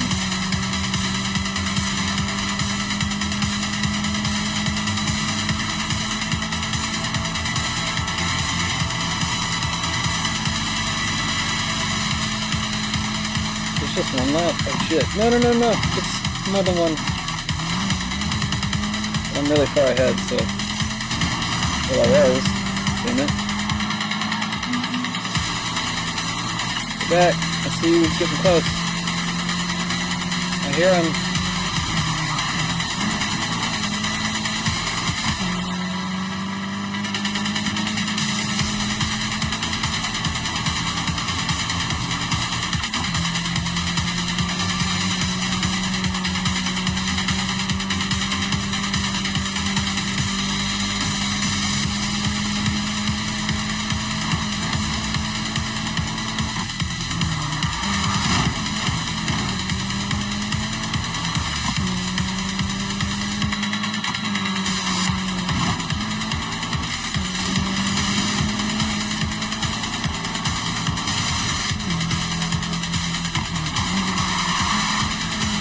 Whoa! Get out of here.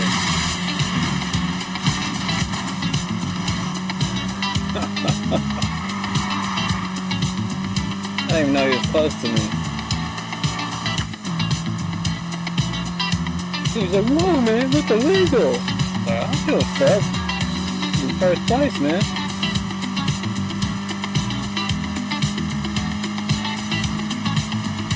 Like, you're gonna get disqualified.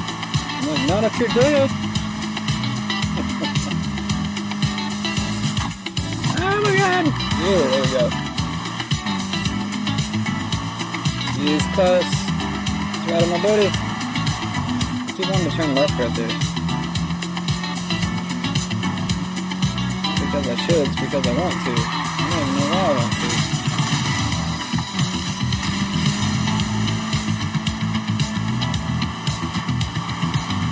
I'm glad we got good music.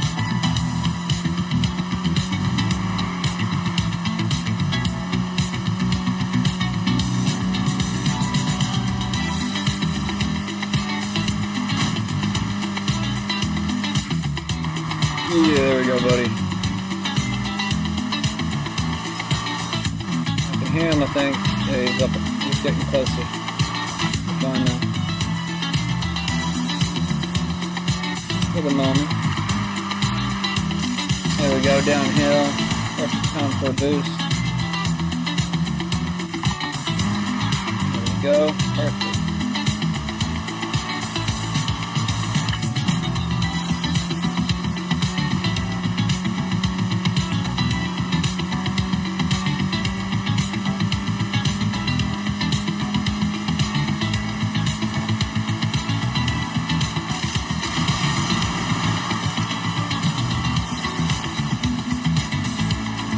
Oh shit, oh shit, oh shit, oh shit, okay. Alright, we got really far ahead of him that time. Alright, now for buddy. I'm like, man, I don't like to start my show losing some races, dealing with some cars that I can't even literally catch up to at all. Not even at the very beginning.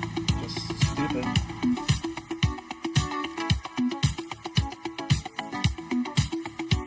Oh, campaign mission. Let's go fight this guy.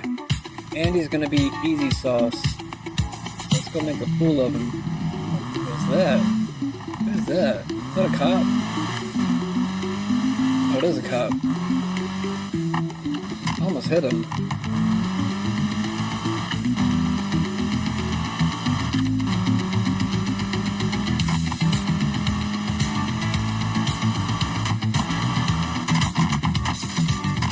Oh, isn't it? Oh. Somewhere over there. Oh, it's in here.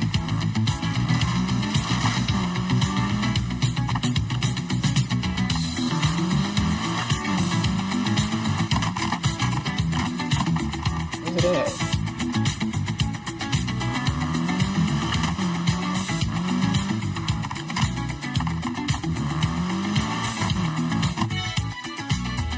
Looks like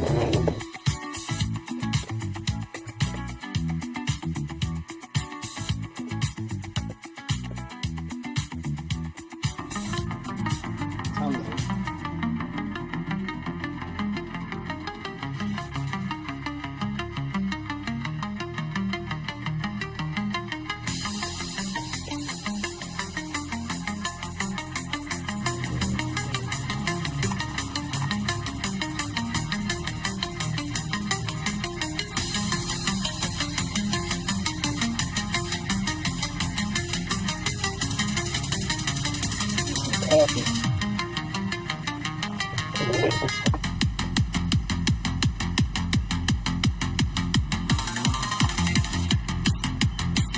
Where's this mission at? Is it on top of the frickin' crates?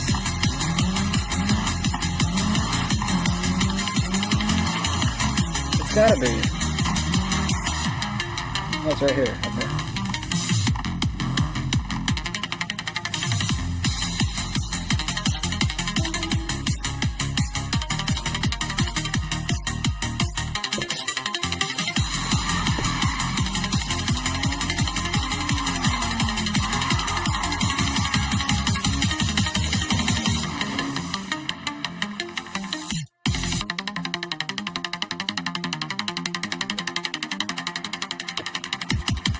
Lucas's friend, right? You said you wanted to meet. Got people talking. Figure there's a good reason. I hear racing's not your thing. Never has been. I'm into how well you can handle the car, not how fast. Jump in the passenger seat. Let me show you what I mean. Here we go. Okay, let's give it some gas. You want to hit corners with speed. Start the drift, slam on the gas once and steer. Then back on the gas quick to maintain. Let's go again. Slam on the gas and steer. Then use the gas to power through. I don't want to do this. First up, let's hit a basic drift. Remember, slam on the gas and steer. Apparently I didn't do this at the very beginning of the game, I guess. That's Whoa! That was too much drift. Should have just given me my car.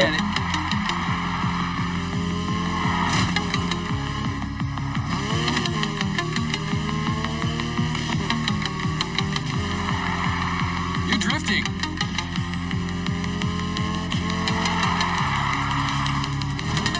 Okay, nice. Now try and hold those drifts. Steer into the corner and hit the gas for more slide. Steer out and ease off the gas for less. Want to get the car close. Not that close. Try again. Once the car starts sliding, hold it.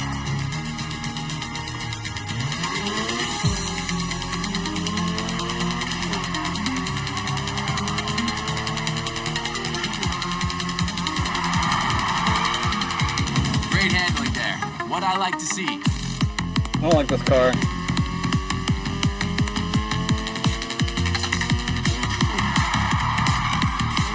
Nice control.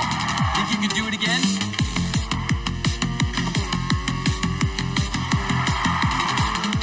Another try.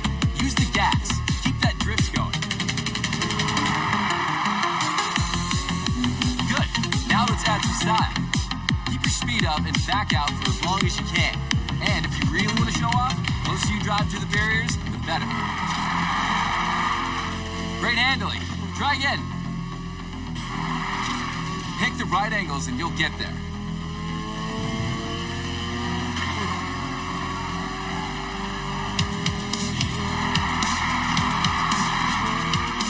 You know how to throw this thing around.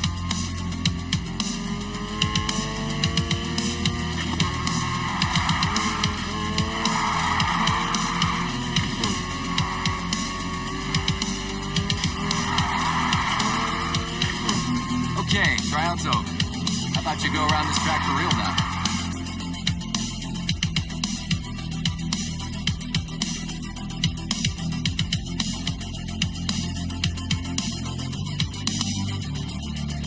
Remember what I told you. Slam on the gas to initiate, then steering and control is all up to you.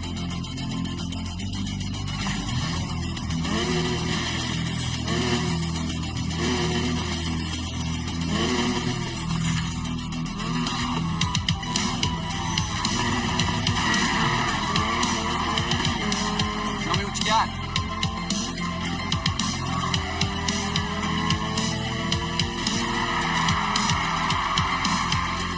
Sure know how to handle that thing.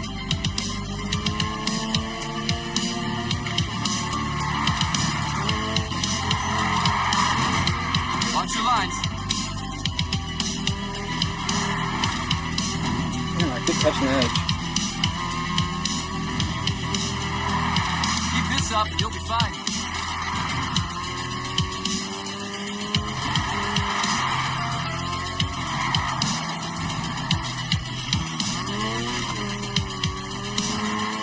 I don't like this car.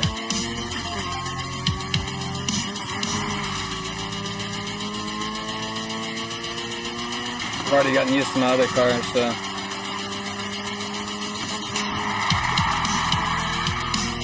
Damn shame that had to end.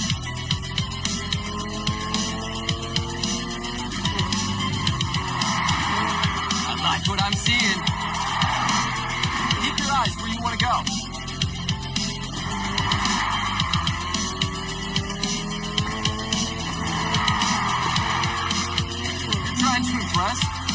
It's working.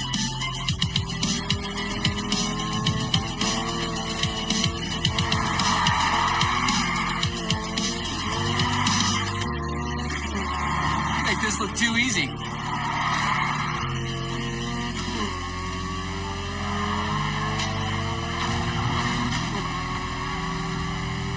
I was expecting you to be good. That's got me worried.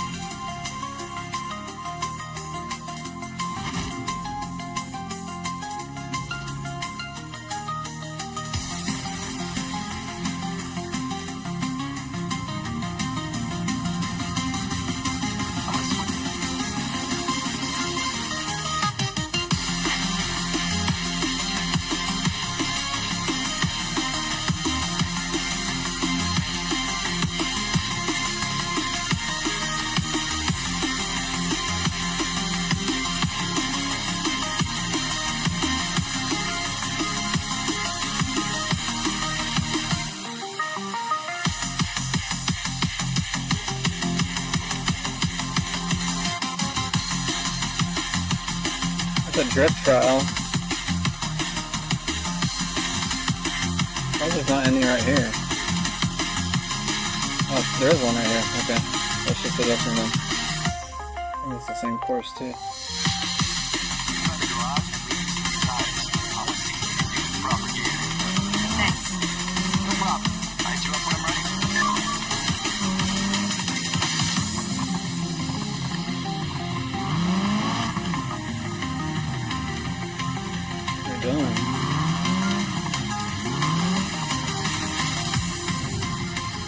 I wish I could turn my camera around so I could look.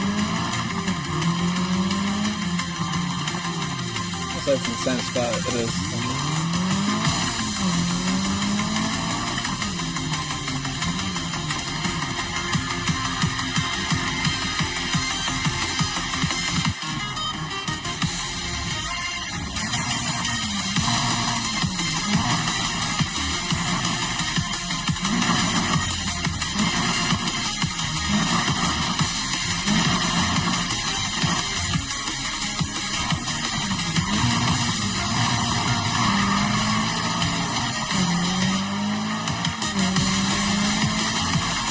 I'm actually using my car this time.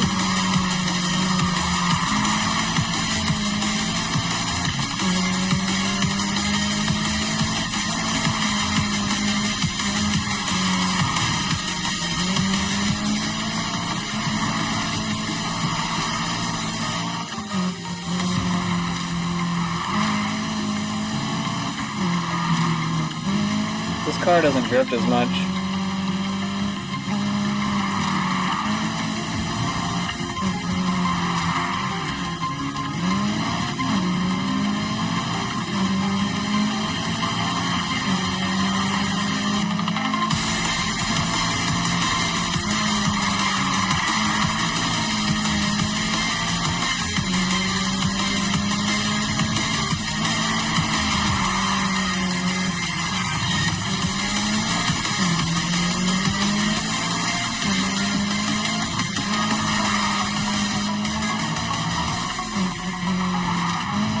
Damn, it's really hard to drift in this car.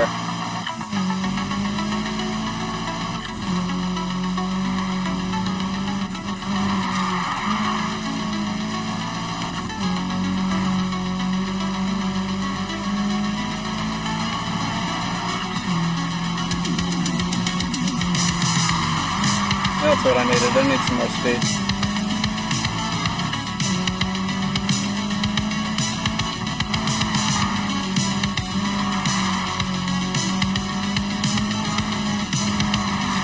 Yeah.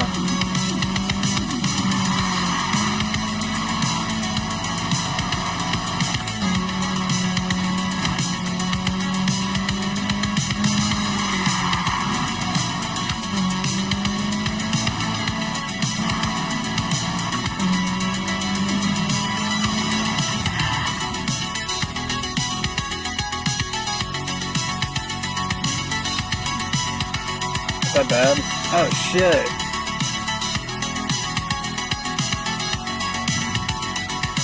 Okay, the target was 60,000 points, only got like 19,000. Damn. Definitely probably need a different car for this thing. Oh my gosh.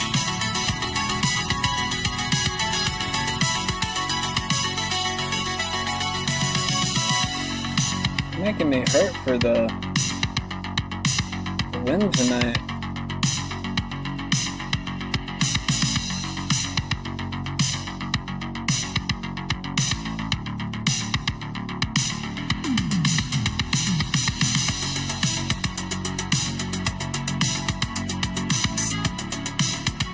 Time trial. Let's do a time trial.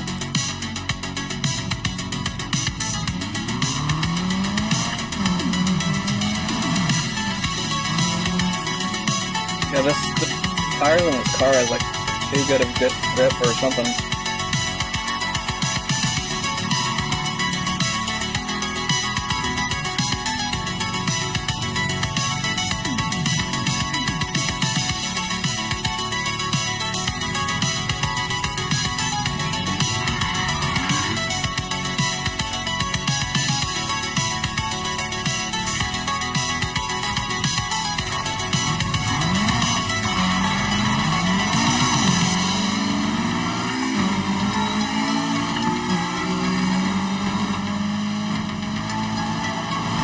Whoa!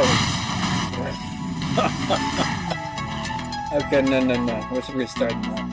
I didn't know we were like doing like crates and shit.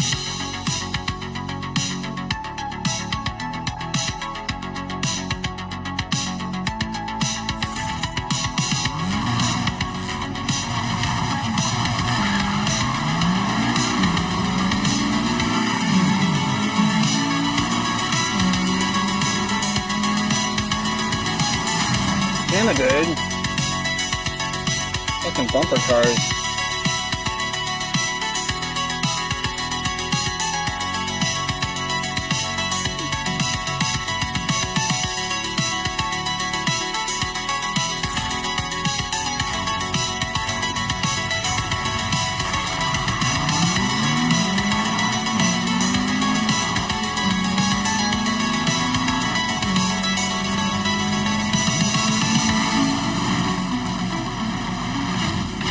Shit.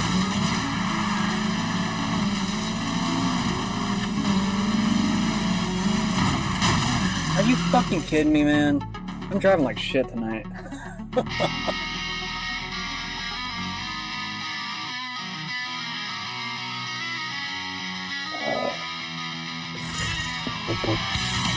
Making me mad. Hold up.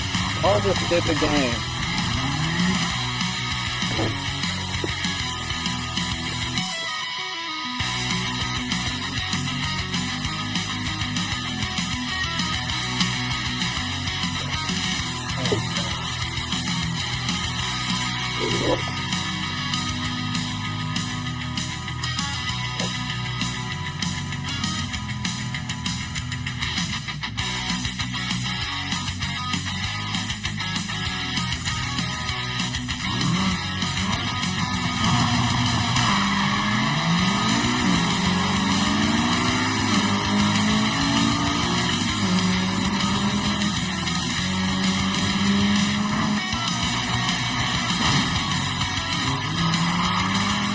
I can't believe it does that.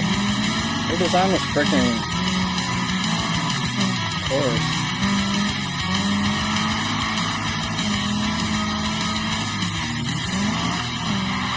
Who the F did this? Stupid, bro. Oh my god. This is not my kind of fun. What the fuck? Is that why he drives like a retard? Guess that makes sense now. I'm glad he knows how to do it.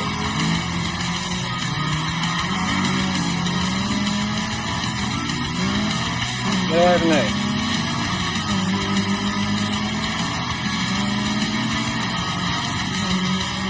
There's only one lap, right? Yay! Did I beat it? You gotta do another one? Really? I don't want to. I already hate this match. Oh, I barely made that. I know the... I can do this a lot better now, see? Now I know that the course is completely retarded. I can deal with it. This is stupid. Alright, we're doing it. We're doing it. Oh, what the hell? What the fuck? This way. Why did they have a little opening there? That was weird. He's still like really far back there. Huh. I like whenever I can script that bad and still be ahead.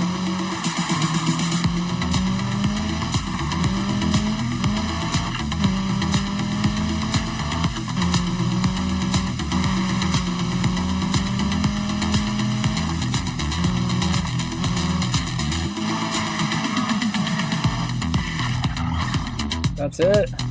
Kinda want to do another one. I thought I had 3 laps. I was just starting to get the hang of it, man.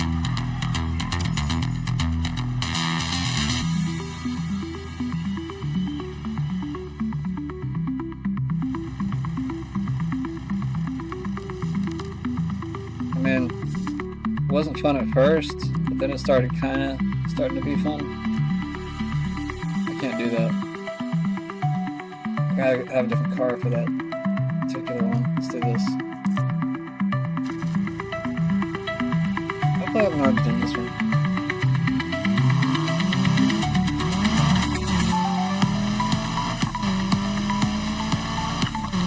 You know what? I might be able to do that drift with that Mustang that I had. The first car that I had in the game.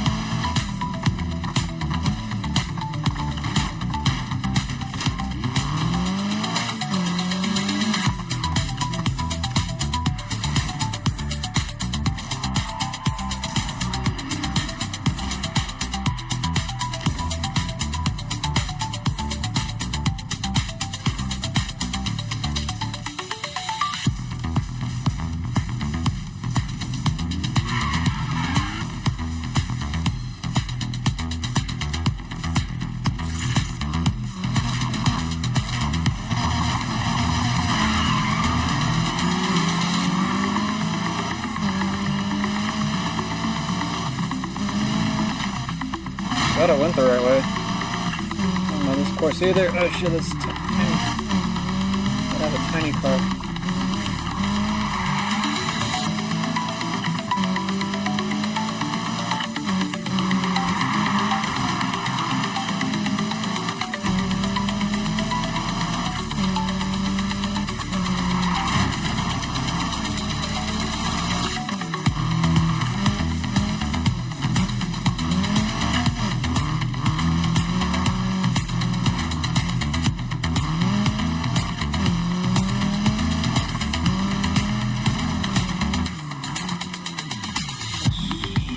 This way?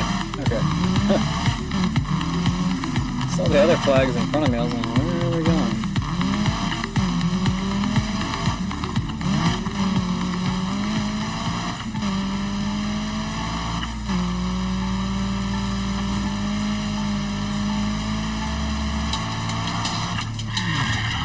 Only 1 lap? Come on. Too easy.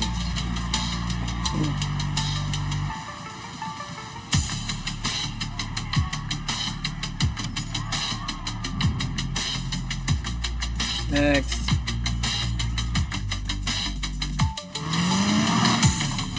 That was weird.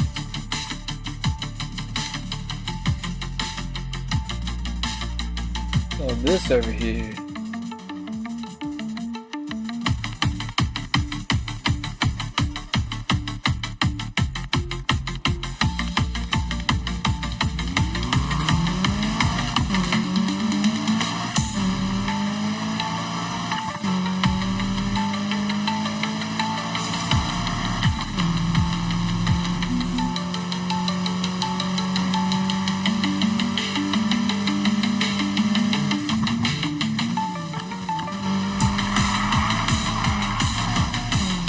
get that 110 real quick. I know it on max, but it's easy to get, so get.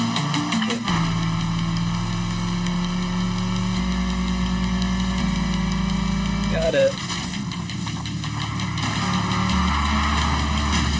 Hell? Retards?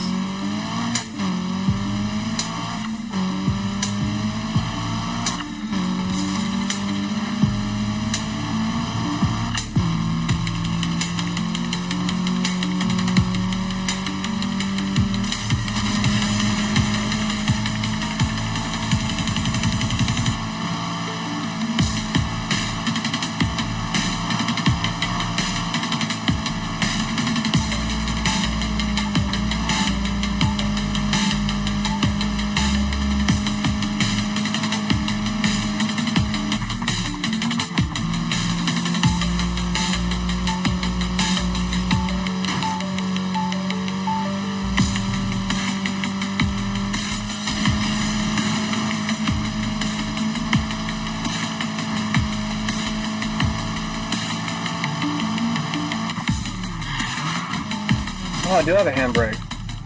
I just found it. Hell yeah. Use the handbrake? Yeah, I think so.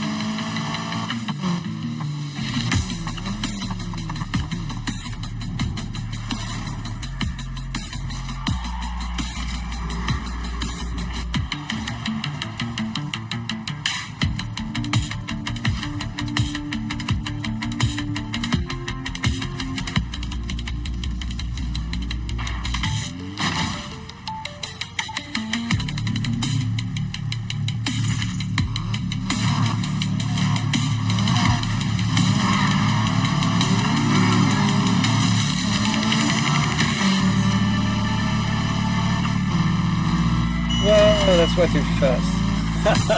I didn't know it was gonna like go down that way, damn it.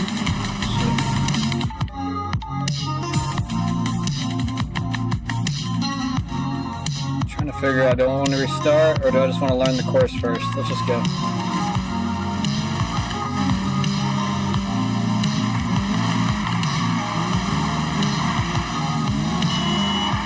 You gotta have some challenge, bro. You can't just like restart the match every single time.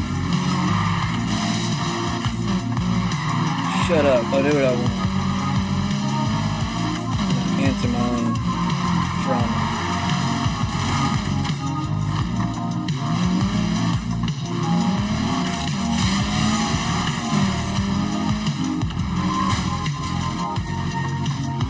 This sucks ass. What the hell? Where the fuck?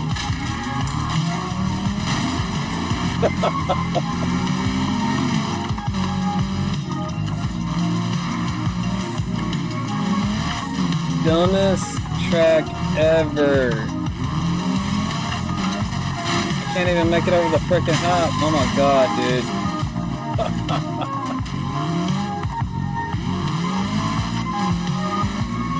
Who made this? Is this the last one? Did I win? And I still won? Well, that's good. Let's never do that again. God, she's happy.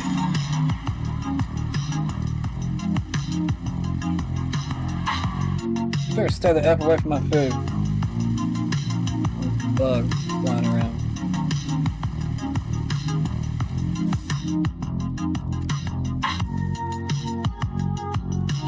Alright, we got another match right here. Is this the same guy?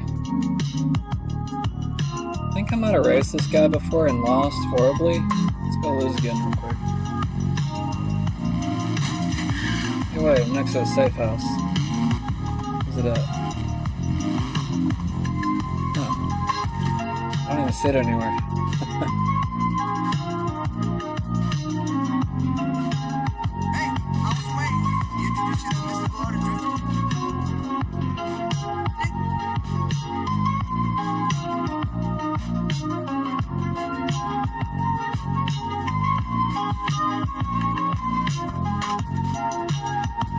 tires.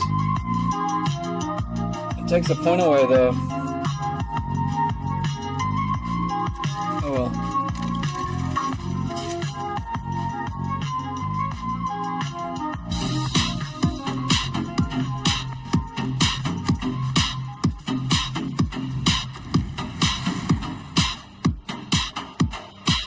What kind of night races we got going on?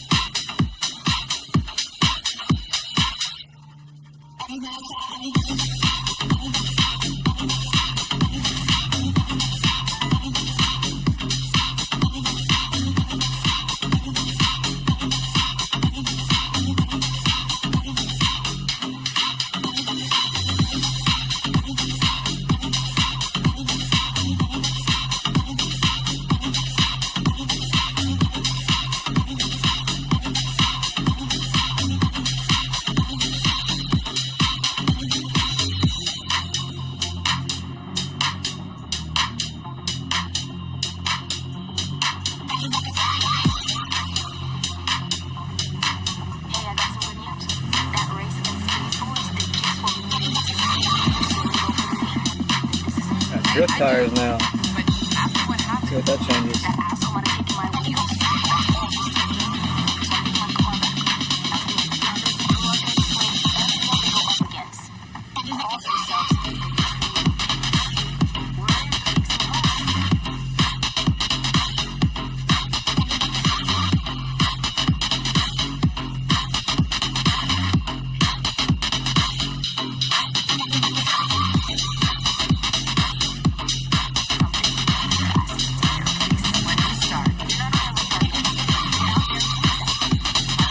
Already done that one.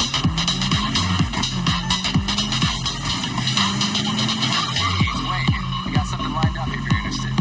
Proper track this time. No warm-ups. Come meet me. It'll be fun.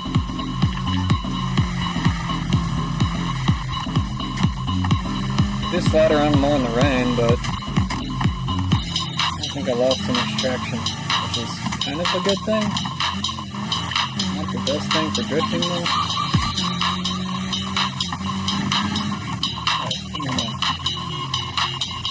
Shut up! Driving here. That's an ambulance, my bad.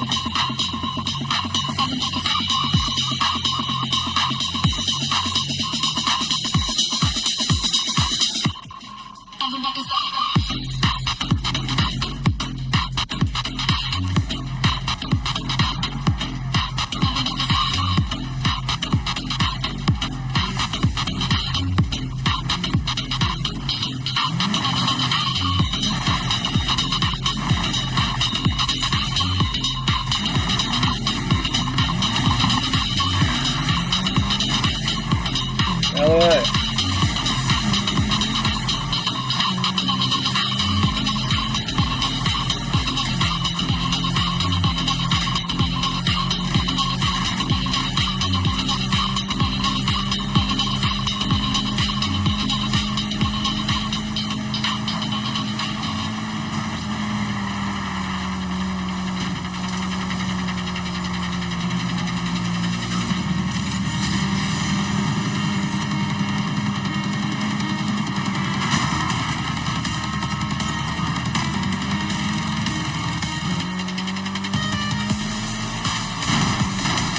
Actually, I'm going to restart this one. I don't understand why the first place player will shoot ahead sometimes. I don't know if it's like a glitch in the game, but I've noticed it like several times in several matches. Be just like 10 times faster than everybody else. Oh my god! I can't get around this frickin' dude that's in front of me. Like, he's literally slowing me down. What the hell is that stupid thing on the side there for?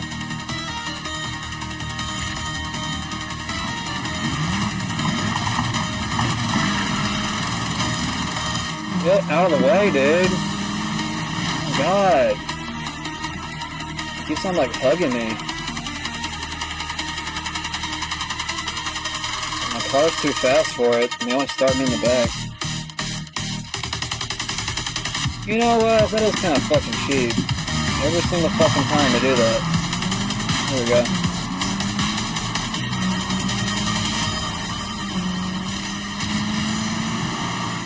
Go ahead and get in front of y'all. Get out of here.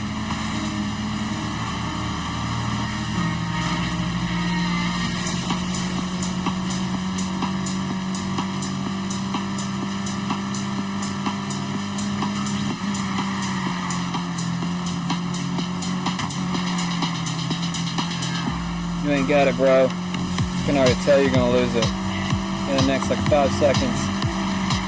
Ooh, that was close. Almost lost it. I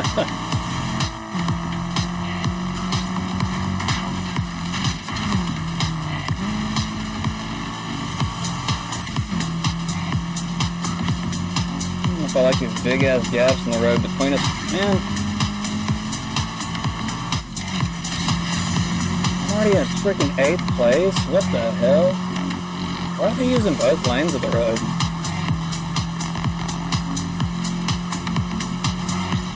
Maybe that was my dumb mistake for going that direction. We'll catch up to them. Oh, we got cops now. Great. Get out of the way.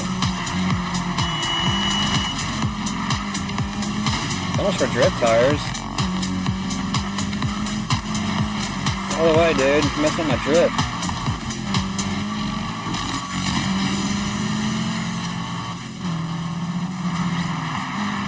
There we go. There we go. Perfect drip.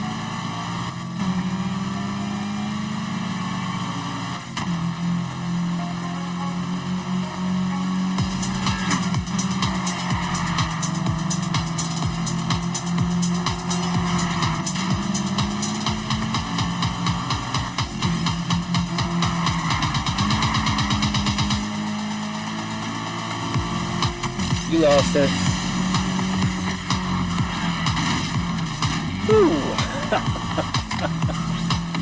I don't know what just happened, but that was fun.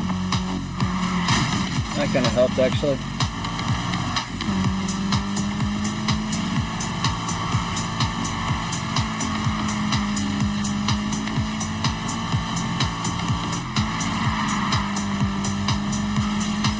Oh shit. Oh damn. Back here, buddy.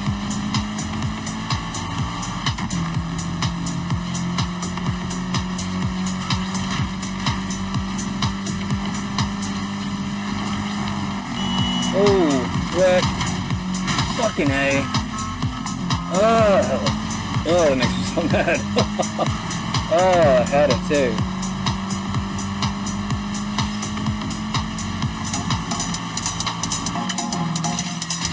What lap are we on? Yeah, get out of the way. I don't think guys like try to swerve out of the way or anything.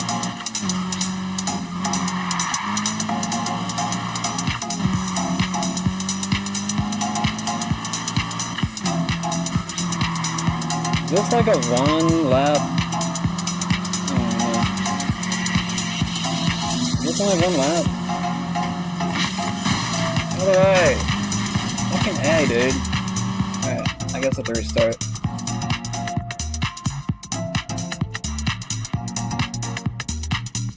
I didn't even realize it was like a 1 lap race.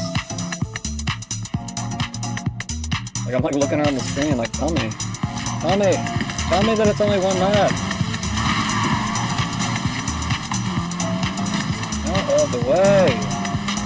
Out of the freaking way, dude.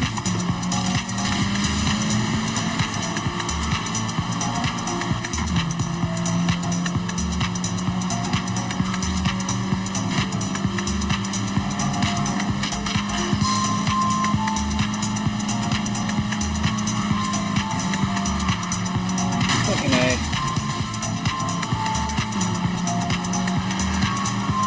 Where's my frickin' nitro?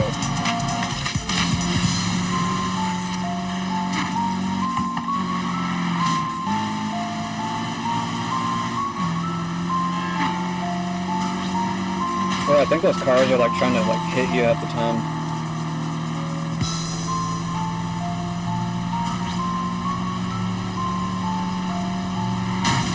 I don't want to restart this one.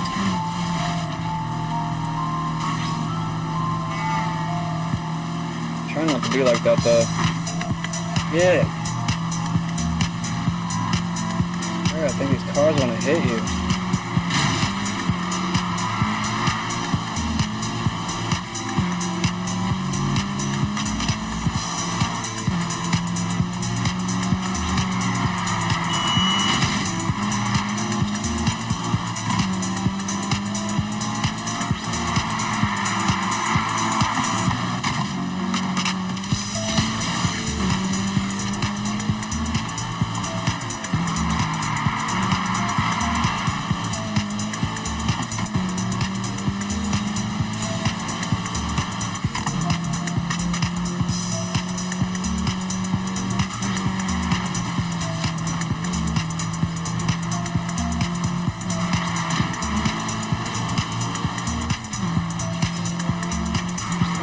Catch up to him.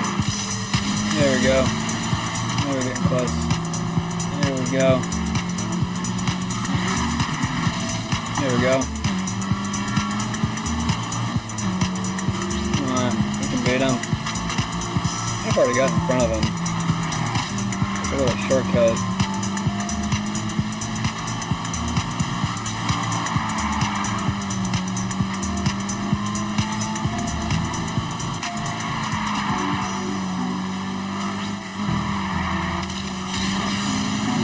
Out of the way!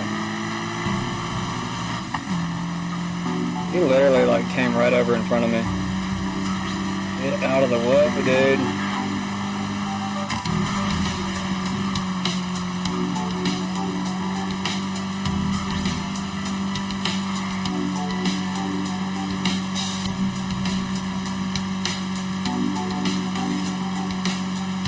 Freaking AI, man.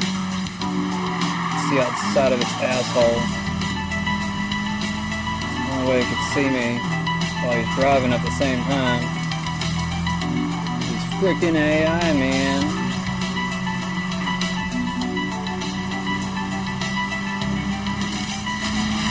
But we got it. We win.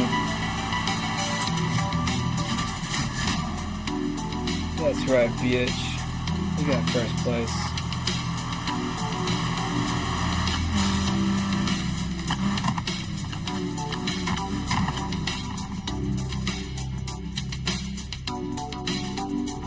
We're still not at level 11 yet? Are you kidding me? That's stupid. They make it like so hard to like level up in this game. I don't know why. I don't like it though. I haven't even gotten the safe house yet.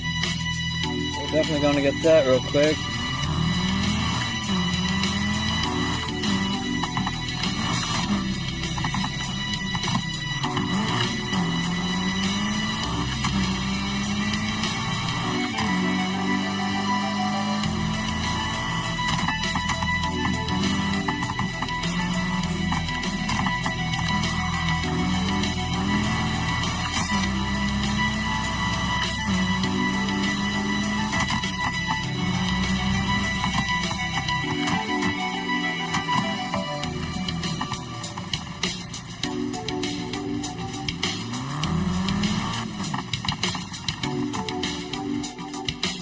Still kick me out.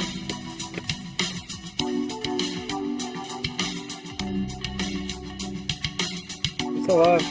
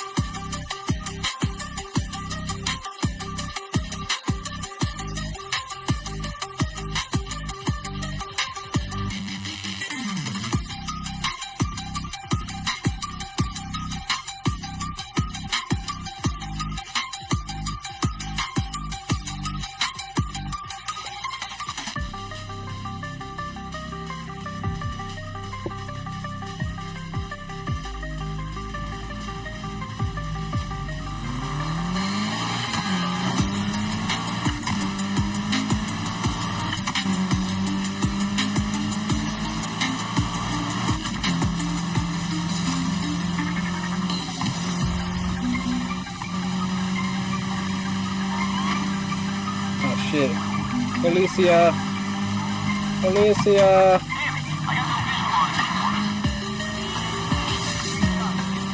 Damn, I already escaped. That was quick. The driver's gotta be nearby. Get looking.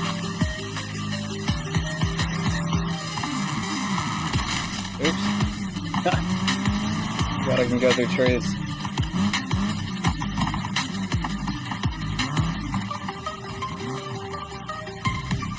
Where is it? Oh, there it is. I can level up. You've had worse nights, and you have better. Into the future. Oh, level 11 yet?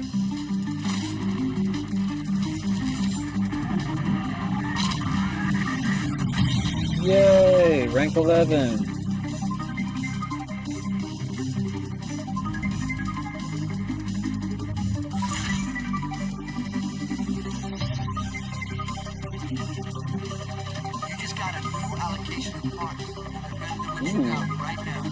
Crankshaft.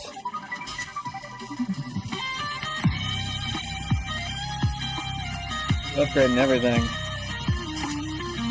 Getting my points up. Cooling system. I really wish I could upgrade my paint job, but I don't know how to change it. It won't let me. I haven't argued with Brock one day about it. Brock was like, well, it's not letting you do it in this menu, then you're kind of fucked. I'm like, are you serious?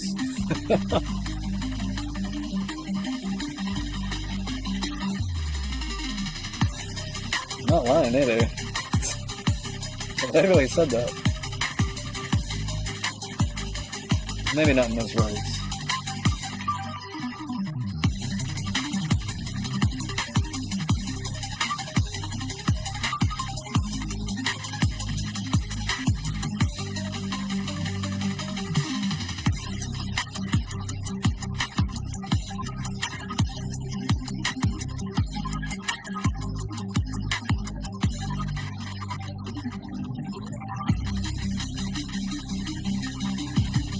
Yeah, this isn't a drift car. I just need to get this again.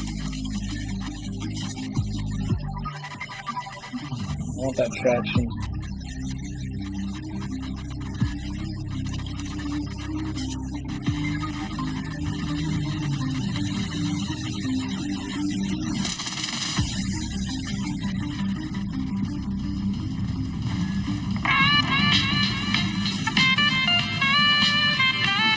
Hell yeah.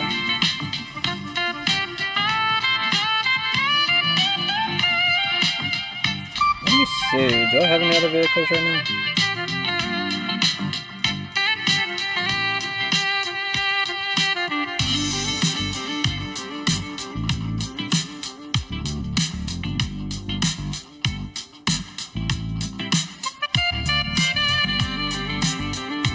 Level 18, level 14. Guess we're going for that Mercedes next.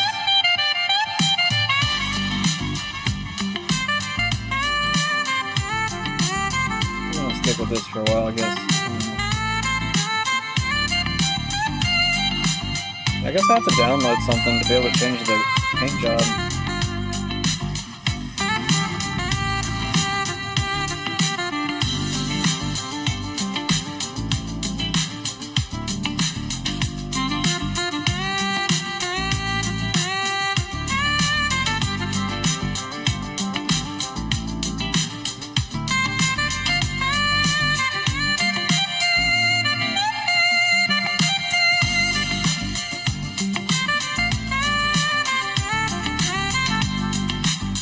Gonna load.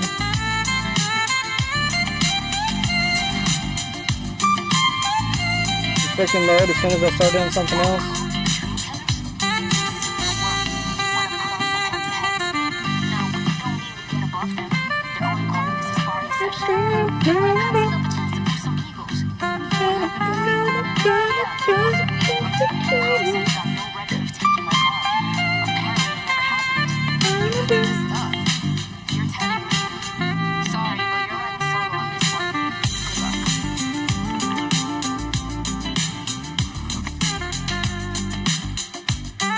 What is all this shit? Part shop. You can get different parts. Why would I go there? I thought it was all at the garage. What the hell? A dealership? I'm going to the dealership. See what they got.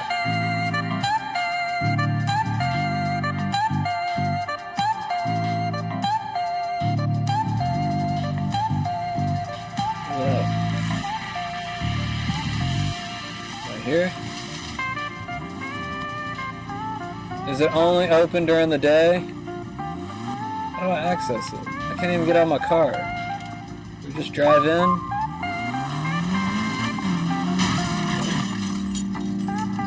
It's just a picture on the window. Look, it's all fake inside. It's not even real. Screw you too, man. Alright, where are we going? Okay, she's unlocked now. Take on Nari. Should we go kick her ass real quick? 2 different races with Nari? Take on Oscar. No, I want to fight Nari. Not really fight her, but I'm a racer. Gotta kill her ego real quick.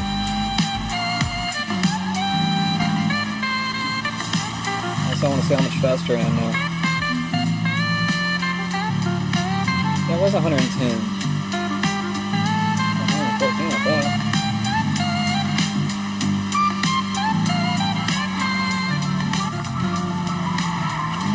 Extra traction now. Probably can.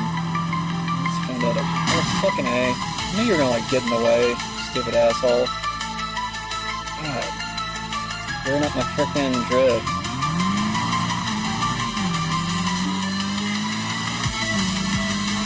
Game got all framey right before that too. Kinda weird.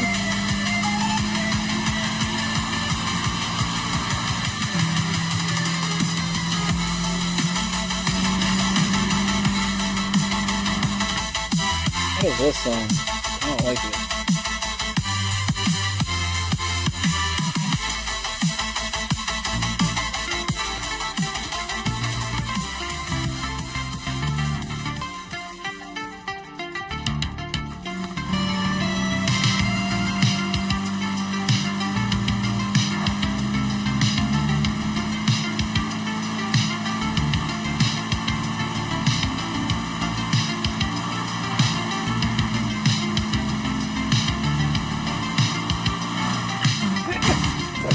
Oh my god. Whoever got hit in that car is dead. I'm sorry. Oh my god, I gotta go to the funeral next week, though. That was too funny. Gotta go apologize. That's not what I want. Is it? No, I'm not done. Kick Nara's ass. Doesn't let me. No! Take on Nari. Why is it not letting me? Is it a daytime thing?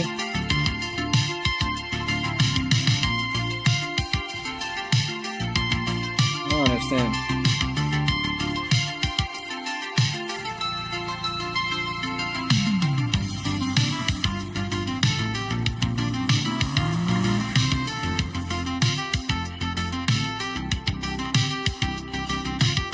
I don't know.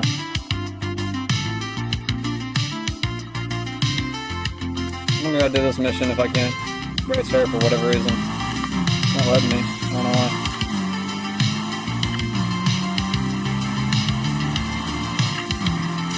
It doesn't say I have to race her during the daytime, so I'm just kind of like, well.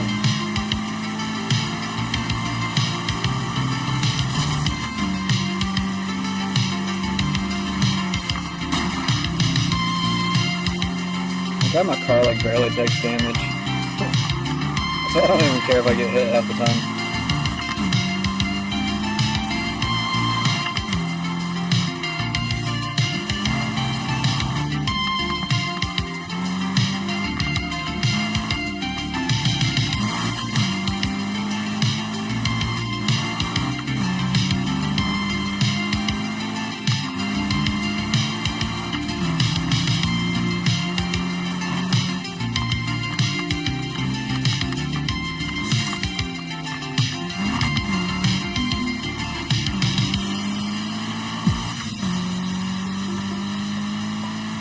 if they'll let me take on Oscar now.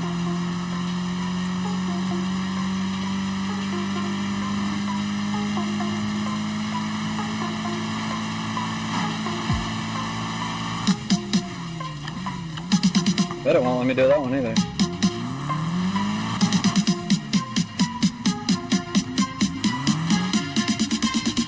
Oh, it is. Okay. Maybe I gotta do this one first.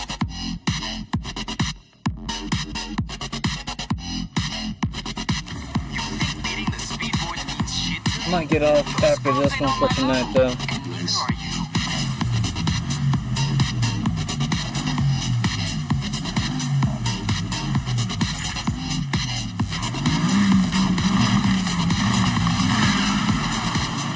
Oh, they actually started me at the start of the freaking thing. They actually heard my cries.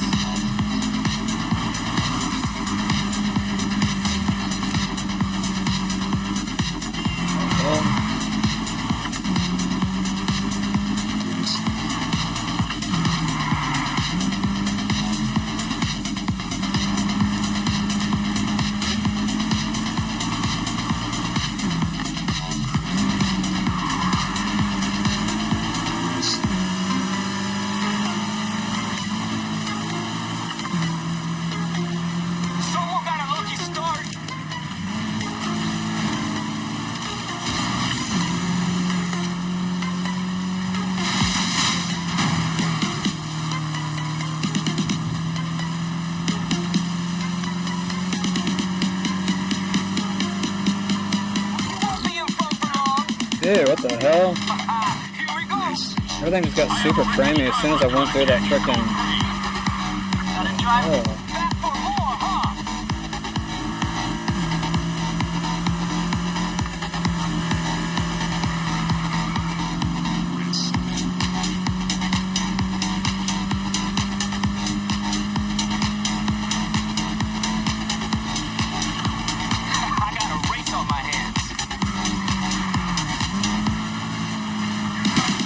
Whoa! Dude!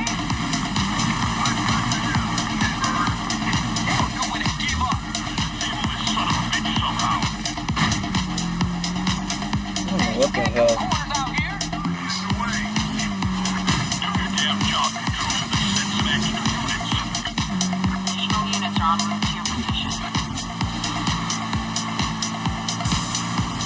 Probably catch up to that dude though. I don't know why it got so framey as soon as the cop showed up, though. That's crazy.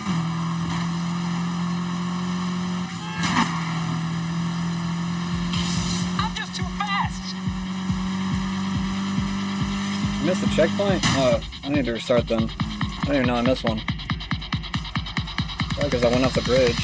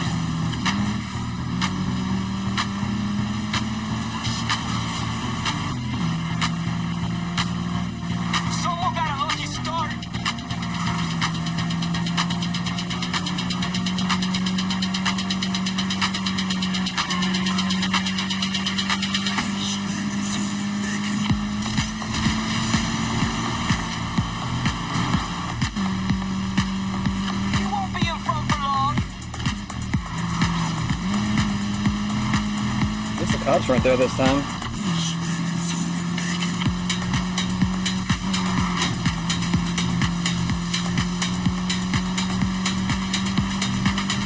It's playing a lot better now. I got a race on my hands.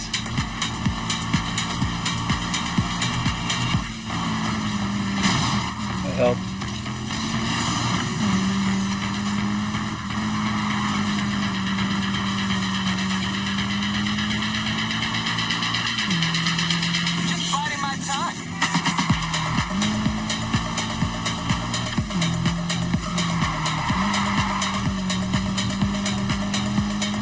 scratch my neck. I didn't even scratch my neck. It's not over yet.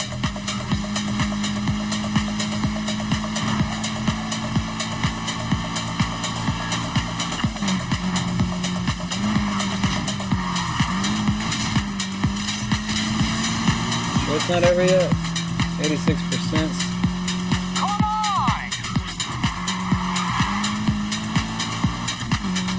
91%. Okay. Now let's see how it works.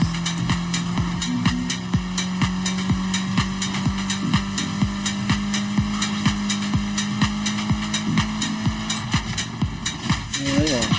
You got lucky out there. Won't happen again.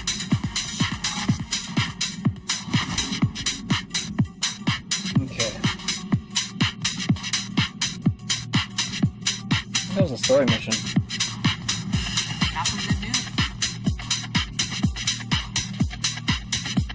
Took us off pretty far. Alright, I guess I'm gonna stop right there for tonight, guys. That put you off the stop and die. If you like the video, go ahead and like. If you're new to the channel, we'd love for you to follow. And I might be on sometime here tomorrow.